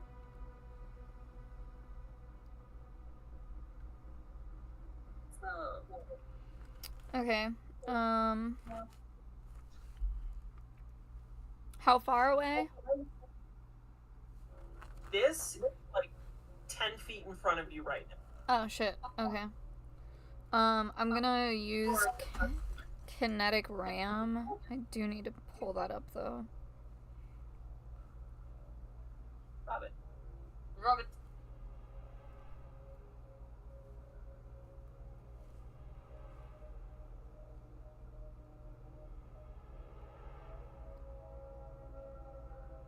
Okay. So I can use kinetic ram for one action, and they have to make a fortitude saving throw. Okay.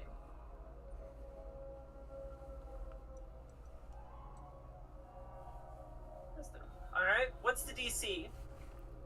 Is it my spell DC? Yes. 18.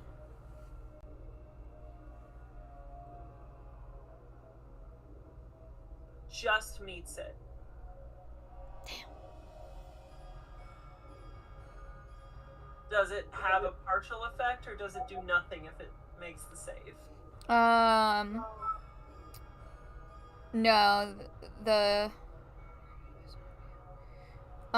no, nothing, just nothing happens. Damn.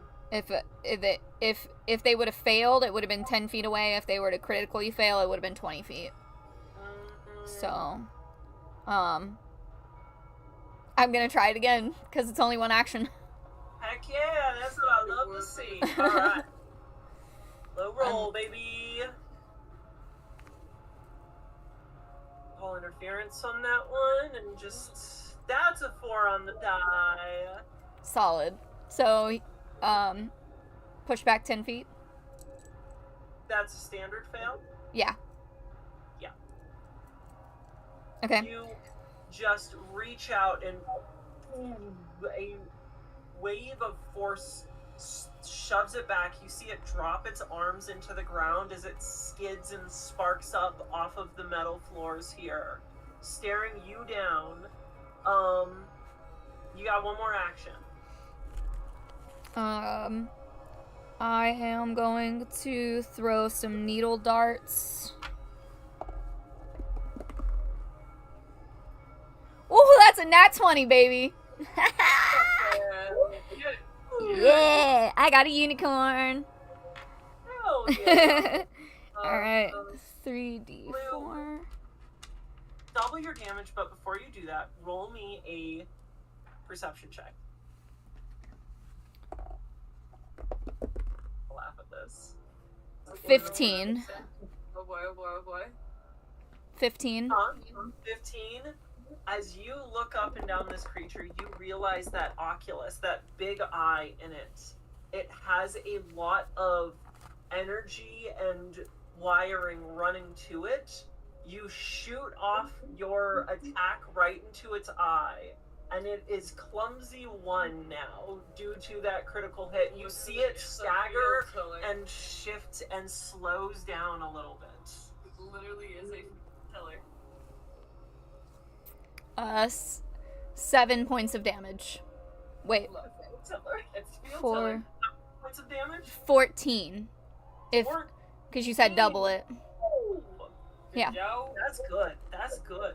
Yeah, boy. Just throw that out into it. You see it start to shift and stagger.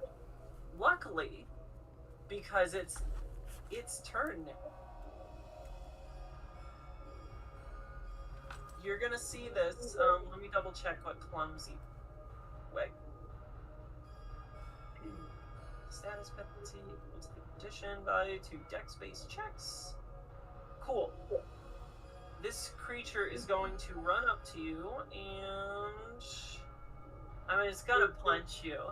You see this just massive metal arm. This creature is standing a good 10 feet tall. This construct. This giant arm, you see a lot of its plates and its arms that seem to like bend and shift, all lock into place, forming a solid structure. Oh, shit. Slams down onto you. That is going to be... How does a 27 hit your AC? Oh no. Bro. Yeah, that's... Not gonna like me. Oh, fuck. Where's, I need more dice. Give me a second. Oh, fuck. Ah.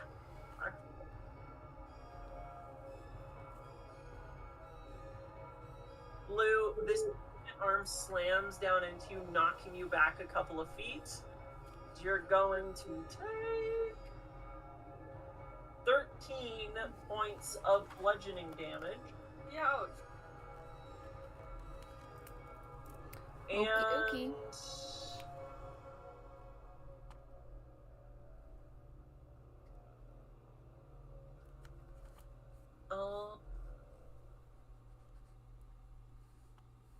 gonna swing one more time at you.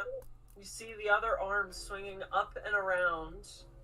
That is gonna miss. That is a 10 to hit total. You see this other arm swinging up at you and you manage to dodge out of the way.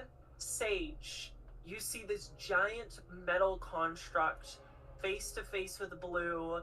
You are standing about a good 20 or so feet away from it. This blue field has gone between these two sister mayors of the town. What are you doing? I'd like to help out protect Blue with a shield.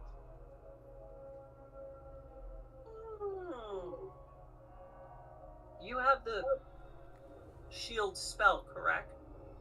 Yes.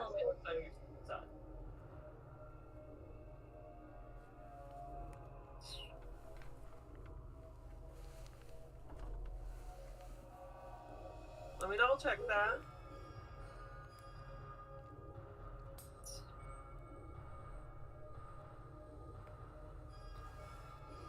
Yeah, the magical shield is something that you summon to yourself. You cannot summon it onto another person. Okay. Now, if you wanted to, you could summon a shield and then stand between Blue and the giant metal construct. Because it has about, 10 feet of space. 10 between? You can stand between, but that will put you in harm's way. If you want to do that, I am so for it, though. Will that take a lot of damage? If it hits you, it probably will do some bad damage, yes. Okay.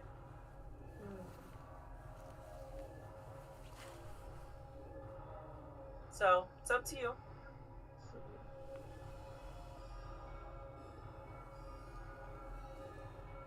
That was a pretty good one. I thought I could do a force field kind of thing with it. Yeah. Only At higher levels, you'll be able to do stuff like that. Right now, your magic is a little limited. You're learning still. Okay. The beginning stages. Well, do you have forbidding more? Because I feel like we have a lot of similar spells. Oh, no. No, because she pulls from Bolt. Pull from Fine. Bolt? So, Yeah.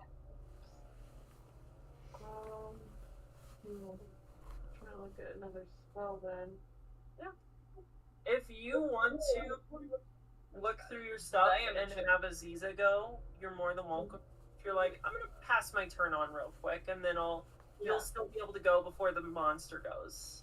Okay. If you want to take a second to look through your stuff, we can do I thought that meant something else, but yeah. Alright. So then Aziza, you see all of this before you. I'm going to. I assume a move is going to still take one action. Yeah, it'll take. If you want, potentially 4 actions worth of things, but. Yeah, you see it, don't you? Yeah, so I will go over and heal Molly. Okay. 1 move, 2 healing actions? Yes. Okay, so that'll be a D8 plus. What action? Yeah. Just a D8 and it's touch. If you do 2 actions, it's a D8 plus. Oh, it has a range if you do 2 actions. Okay, so then I can do what I wanted to do. Walk over, touch heal Molly, and then. And it's just 8 hit points. It was a good. Yeah? That's what I'm saying. It's just a flat 8. You don't roll. Yeah, exactly. Yeah. Molly, as you feel magical energy reaching out to you, 8 hit points are back. Pop a shield. Hell yeah, brother. It was Hell yeah, brother. Brother man. Honestly, the 2 action one is really good. If you 3-1 does everyone. Yeah, it was good for. But if you want to single target it, 2 actions is the best way. Yeah, 1 action. Walk. Okay, Sage. Now it is your turn. So Blue is healed. How far away is everyone right now? To me.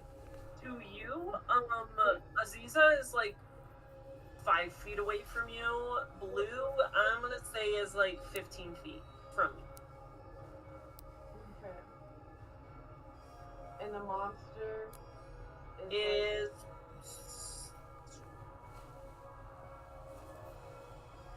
25 feet away from you. Okay. I think I want to try to do the phase bolt. Okay. Direction. Yeah, It can go up to 30 feet. Yeah. Roll me an attack. Okay. And since it's clumsy, it will be easier to hit. Woohoo! Yeah. 10. Plus 7. Yes. 17.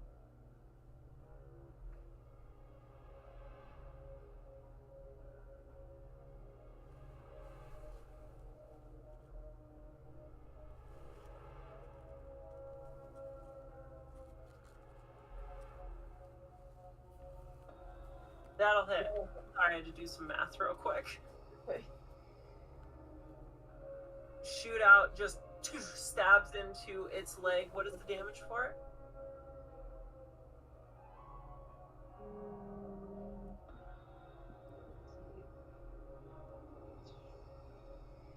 Looking. 3. 3d4, right? That's what it was.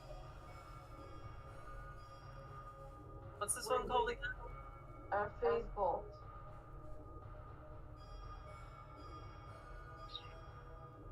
Phase bolt. 3d4. Yep.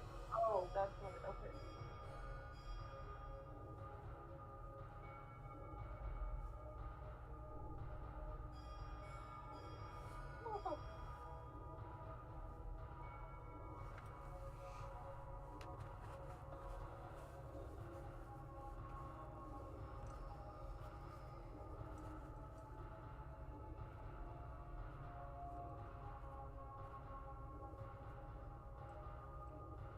What'd you get?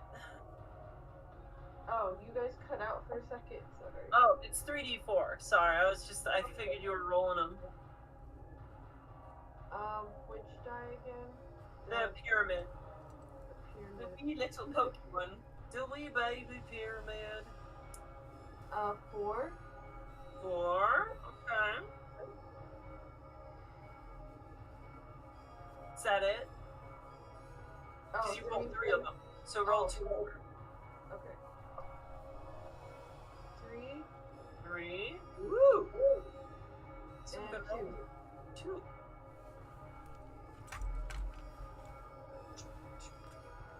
Okay. Heck yeah.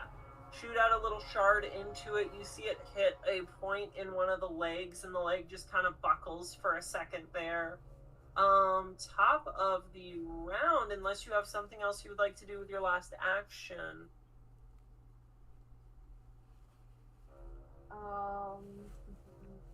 You want to cast shield to protect yourself, Anne? Yeah, that'd probably be wise. Blue. It's your turn.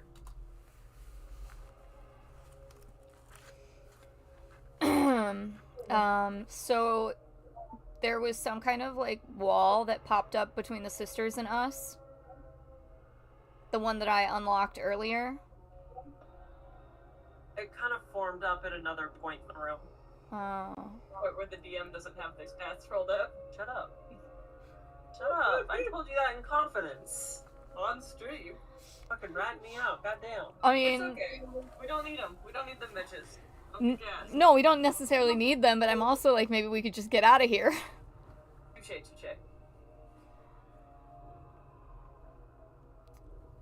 Because I'm afraid to fight this thing. Chunky. Blue doesn't really feel like fighting.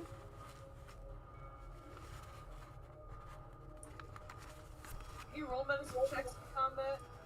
Only if you're Sage, who has the battle medicine skill. Yes. So you can heal people mid-combat, Sage. Okay. How can I heal them both, or just only one? You have to run up to them, and you have to use an action to heal them. Okay. So I do have one action left, or I did. You used your shield spell. Okay. Next turn, if you want to do some healing, you can. Okay.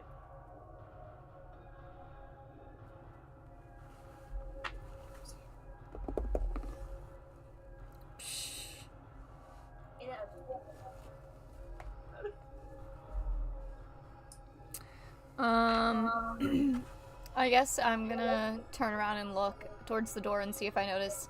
I was gonna do a spell.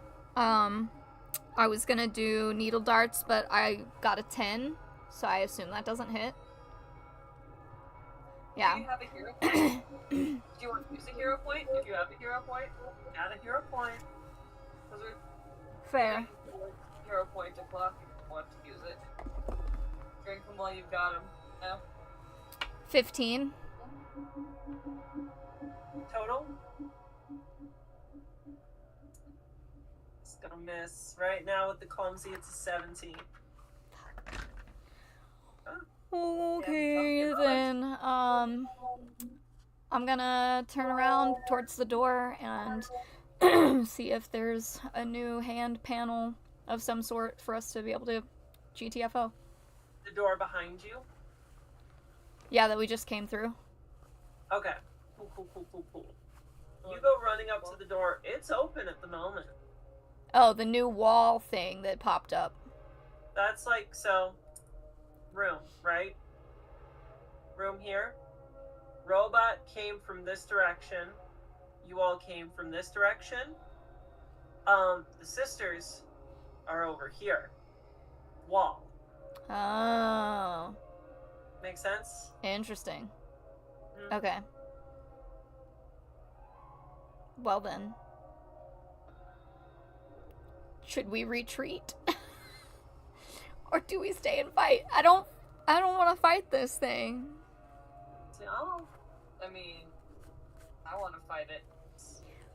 Zazi's a little fighter, but player-wise, I want to fight because I love to roll my dice and do this. But character-wise, I feel like Blue is not gonna. Is that the fighting? Blue, roll me a perception check, if you will.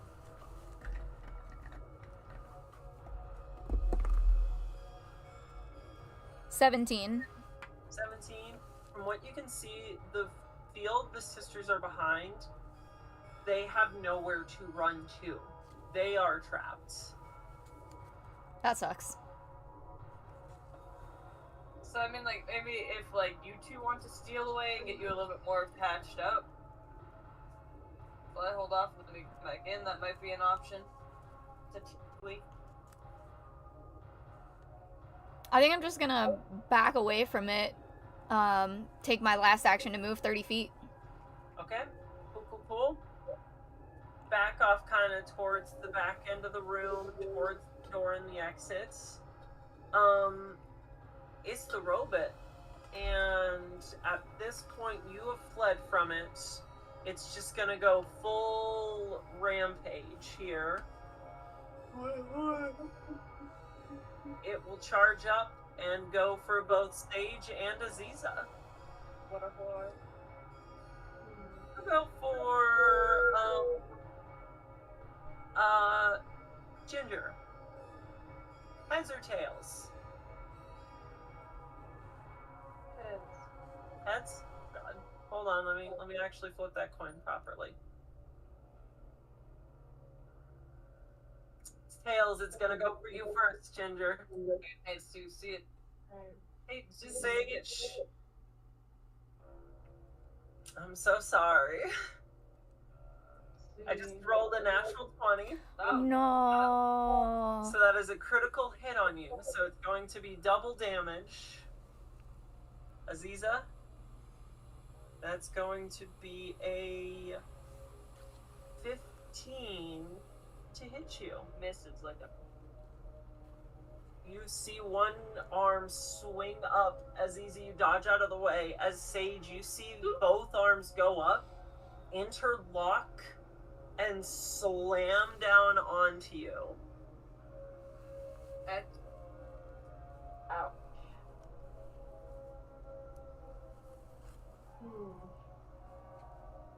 So am I like passed out or like? You are going to take 24 points of damage. So you see where your hit points are. Can somebody show on the sheet of paper for reference? I think Molly has an more accurate sheet. So where that heart symbol is, in the box below it, you write what How many hit points do you have left? Yep. So whatever your total is, minus 24. What is your total? Well, I had 18 in the heart, So 18. 18. Hard. Feels very low. I mean, mine's 26 and I'm a level 3, so. Okay. Sage, you see these arms crash down on you. and you go unconscious. You are not dead, but you are bleeding out. You are on the ground unconscious at this moment. That sucks. Oof.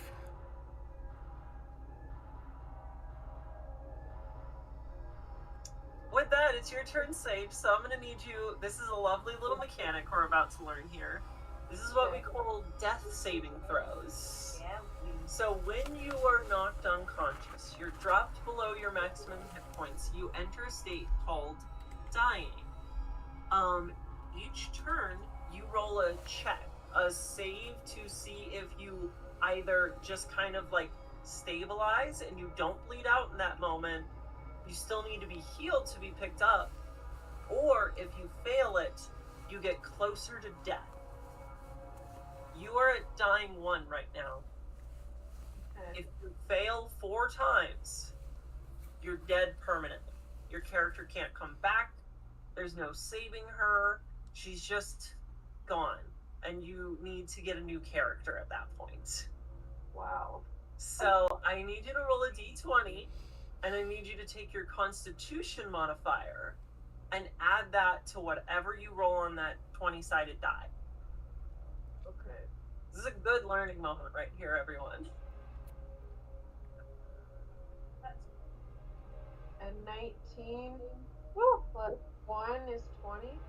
That you are fine. Yes. You stabilize. So you're at 0 hit points. You don't have to make those saves anymore, but someone will still need to come and wake you up, essentially. Okay. You're good. Okay. For As now. we go for Sage, it is Aziz's turn. See, what I'd like to think would happen is I, bounce off the arm in my dodge. I guess that wouldn't work, because then she gets it after me. I'd come up and heal you, more or less. Doesn't need to be that flavorful, but One I action, cast 2 actions. 1 action heal. Is it a move action and that, or is it just... No, you're right next to her, so just 1. You don't gotta roll hit, just roll a d8.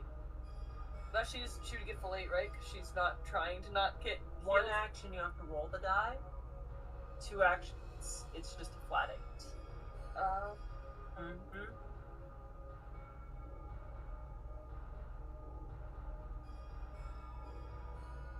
Where's the monster comparison? 10 feet in front of you, it has big reach. Big reach. It has the biggest reach. You've ever seen. The best reach you could ever imagine. Yeah. So. Oh, if you do 2 actions, it's 1d8 plus 8. Oh. Well, Molly, add 6 more hit points. Hell yeah, brother. I'm back to full health. So, if you wanted to move away, do a heal, you could. If you wanted to heal, move away, you could. If you wanted to do a heal attack, you could. Like, you got options. Some of my thought is I might do a heal attack. I'm just trying to figure out what. I think I will do a heal, and then I'm going to try to put my big chunky sword in its knee Heck yeah. joint. For 7. Plus 8. Plus, Do you want a 2 action or 1 action? we'll do 2 action. There's two action, you're right, because then I have that one Yeah. more stab. Yes. So take more than that. Take 7 plus 8. 15. 15 hit points right there. Back. Yes, back. Can I skip the 16? For what? My attack. Nope. Got it. All right. You reach out some healing. You have a hero point. It's not much better, but it is better than 2. That would be 11. 11. No. Sage, you feel magical energy come over your body. Your eyes open. You are feeling better. You are awake. And then you see Aziza just smacking a sword onto this robot. And doesn't do much. Ging. Ging. It's hurt more than you all think, though. I will say that. Thank Christ. Blue, Must. we're at the top of the round. You know what? I just realized I never unleashed my psych.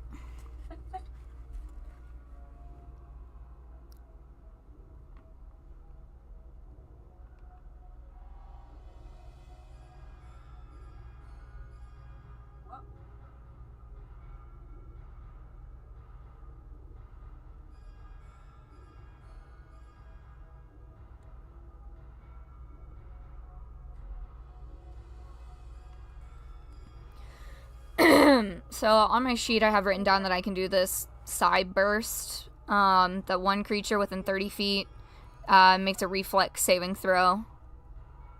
Okay. Bless you. Reflex saving throw. Okay, what is the DC? 18. Okay. I'm gonna tell you right now.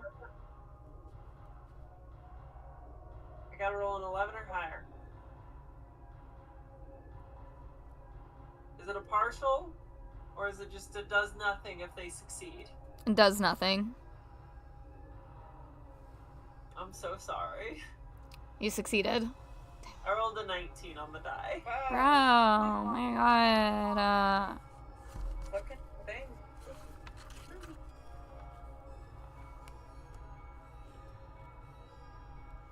Love you. Yeah, damn. 21 for needle darts. That'll hit. That'll absolutely hit.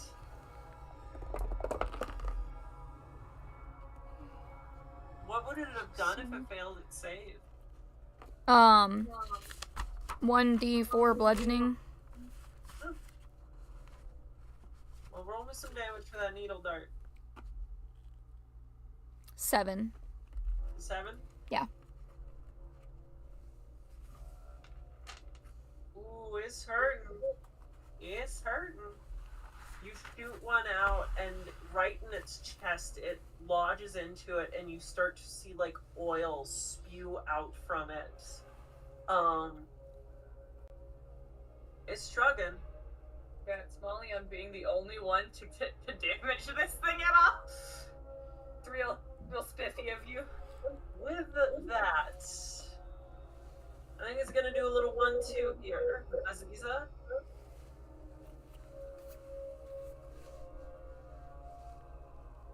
$19 to hit. Beats. Blue. It smacks Aziza and then comes running towards you again.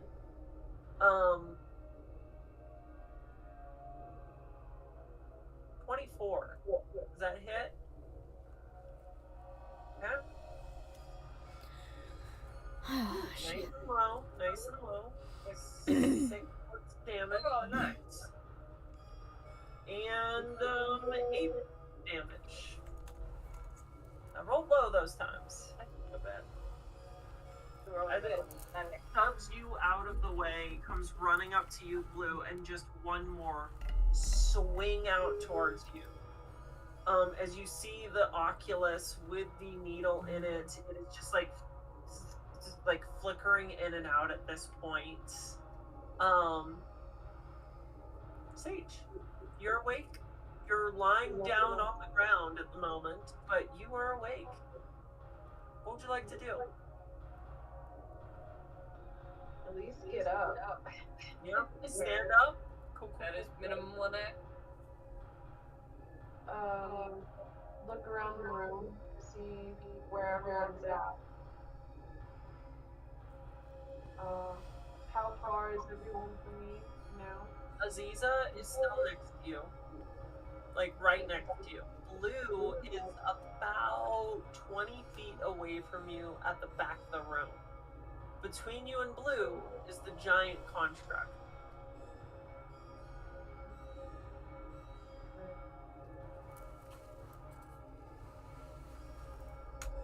The construct is the wall part? No, it's the robot. Oh, the robot. Okay. Yep.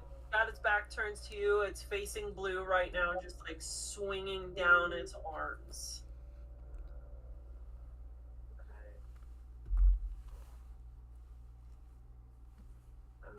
I'd like to move towards it Okay. and use a telekinetic hand, I believe. It's a 2-action. Telekinetic? Is that how you say it? I don't know. How is it spelled? Telekinetic.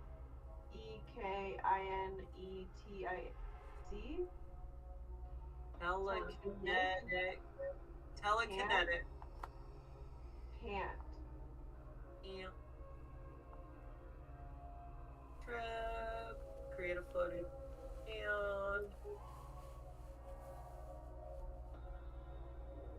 This is more for like moving objects and like lighter things. This is not really like for attack. Okay, so I couldn't use that to lift him and damage him. No, unfortunately. You're summoning like a little ghosty hand. This is a giant 10-foot tall robot. Okay. I thought that was a good one. Oh. Yeah, I believe you have your psychic ram if you wanted to move it and damage it. You have your flame spell if you wanted to damage it. Trying to think of what else you got. Yeah, I think the flame. Oh, which one was that? Was it the scorching blast? Scorching blast. Yeah.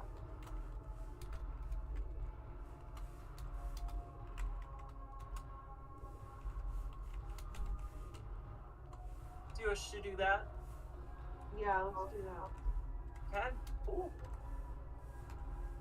Roll me an attack roll. As you stand up, you just summon a little wisp of fire in your hand and shoot it out towards it. I got an 18. Woo, that'll hit. 18 on the die. Yeah, on the die. Okay, that plus 7 will bring you to a... What is that? 25? Cool. That'll be a hit. So that is 2d8. So 2 of those stacked pyramid dice.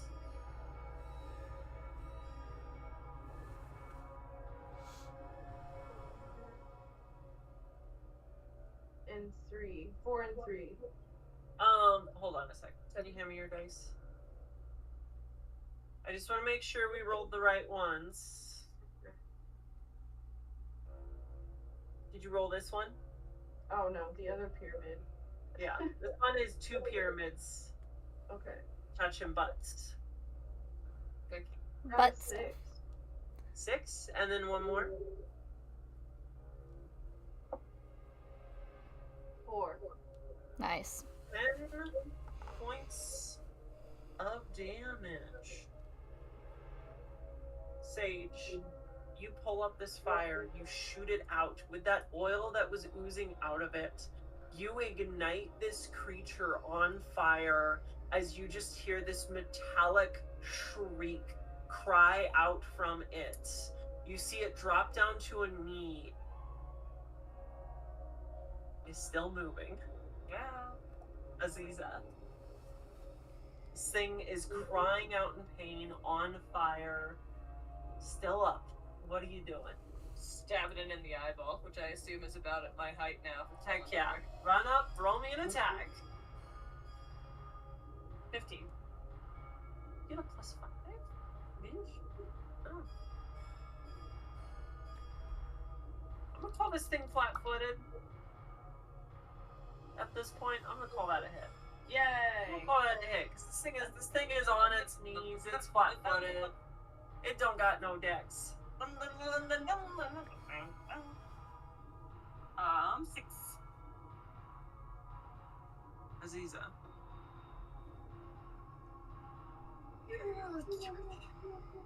Come running up to this thing. Hear it shriek out, flames rising up above it. Sword comes striking down into that crystalline oculus. As you stab into it, it splits in two. And you see it just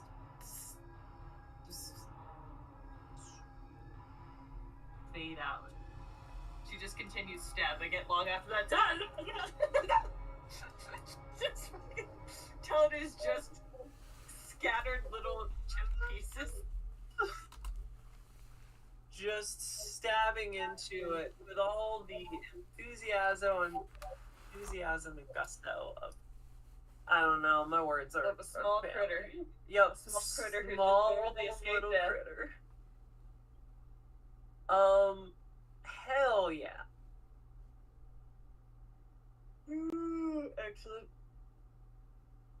will say, with that, you all take a moment here. As that happens, you see the force field fade away as the sisters are able to come out of it now. Yeah. Just branding. Whee! I ain't ever seen people take out something like that. That was crazy stuff. But, well, you're a rambunctious little bugger, ain't you, little one? Going up to you, Aziza. Yeah, and basically her response is, and then like leaning on her, so I like you. You're a little spitfire. And that magical flame. I'll tell you, Sage, you see this devil woman looking over at you. Where you learn that sort of magic and everything. Not very often you see people gifted in the arts. I like you.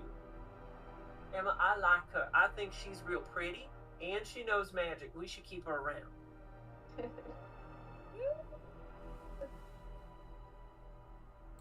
Blue. As you see Brandine kind of going up and chatting with everyone, you notice all of these different pods with people in them seem to... This music is way too sinister. Hold on a second. This music is way too sinister. There we go. You see just one after another these pods just open up bit by bit as you see these figures slump and like drop out of them, falling from multiple different heights, just all cascading out onto the ground into a pile. And eventually you see blue lights light up on somebody's skin. Violet lights up on another person. The crimson, emerald, cyan, all just start to like light up as these figures one by one slowly stand up. All just kind of like looking around wide-eyed, unspeaking, and looking almost a little lost. Do they look like me? They all look like you. God damn In it. some way, shape, or form. They're not all identical in face or anything, but they all seem to be like you.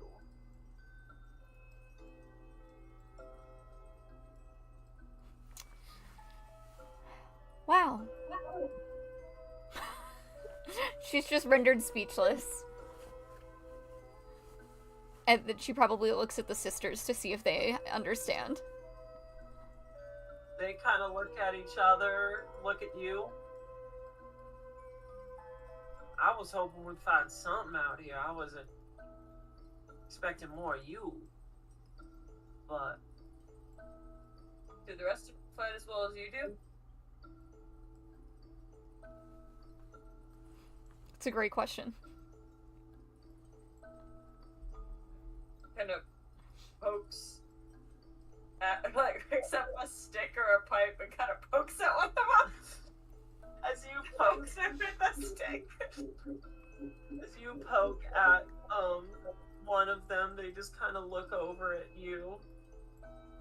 Hello. Who are you? I'm Aziza. Who are you? They all start kind of looking at each other. Who are we? Everyone just kind of starts like chiming in, like, who are we? Who am I? I don't know. Who are you? Hello. Just like almost in like a repetitive chain reaction of everything. Whoa, guys. Let's calm this down. All right. Order. Smacks the sword on the floor. Do you smack the sword on the floor? They all like kind of look at you and all just like smack the floor too in repeating your pattern. No. Shut up. Shut up. Shut up! Shut up! Shut up! Shut up! Oh my god. Right. Put someone next to me. Like, it starts basically, like, naming them by color. Getting some organization up in this bitch. Heck yeah. So I just start telling them their names by color, and as the shut-ups, filter down little by little. To give you a listing, there is violet, crimson, red, cyan, gray, beige, burgundy, ebony, and emerald. Nice. I don't know if that's their actual names, but I think It is that now. at least, whatever this is. As you name each one of them, you do see almost a little bit more sentience come into all of them. As, like, they now have a sense of self in this moment.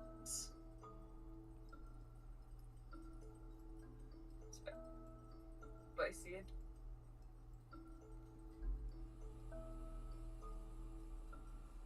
So, do any of y'all have a cure for zombieitis? I will say with that, I think that's where we're gonna end things tonight. Any of y'all have a cure for zombieitis? As you all have unlocked some sort of arc of sentient intelligence that has been buried underneath the city for a long time. Will this be the solution to the zombie apocalypse? Who is to say? But Blue, you know a little bit more about your past now. And for Aziza and Sage, you are both substantially out of your depth, but here for the ride, I feel. That is all for hatchlings tonight. Mainly because I'm too brain fried to RP like 8 new characters right now. Valid. And I think this is a good ending. So, Ginger, it's always so lovely having you with us. Please let us know next time you have that availability to hop in. Be lovely. Next week, we cannot play. Yes. Because, we got tickets to, it's really exciting actually, I'm very excited about this. We got tickets to a live symphony performance of the Avatar: The Last Airbender, like, soundtrack. That's happening in Colorado, and they're gonna, like, be playing, like, scenes from the show along to it. It's very exciting. It was supposed to be on a Saturday. They rescheduled it to Thursday, like, very recently. And I haven't had the time to tell you that, Molly, but we're gonna have to cancel because it was like over $200 worth of tickets. So, gotta go see this, and I'm very excited. But 2 weeks from now, we should be good to play. Yeah, I think. We should be. Okay. Cool. Yeah. I got no plans. This is my plan. Next. Hell yeah. Brother. Hell yeah, brother. Alright. Thank y'all for coming along for this journey. Yeah. Thank you all for tuning in and hanging out per usual. We'll see if I log on next Thursday to do something else to, you know, still be able to be live for you. Either way, thank you guys for hanging out per usual, and we'll see you 2 weeks from now. Bye!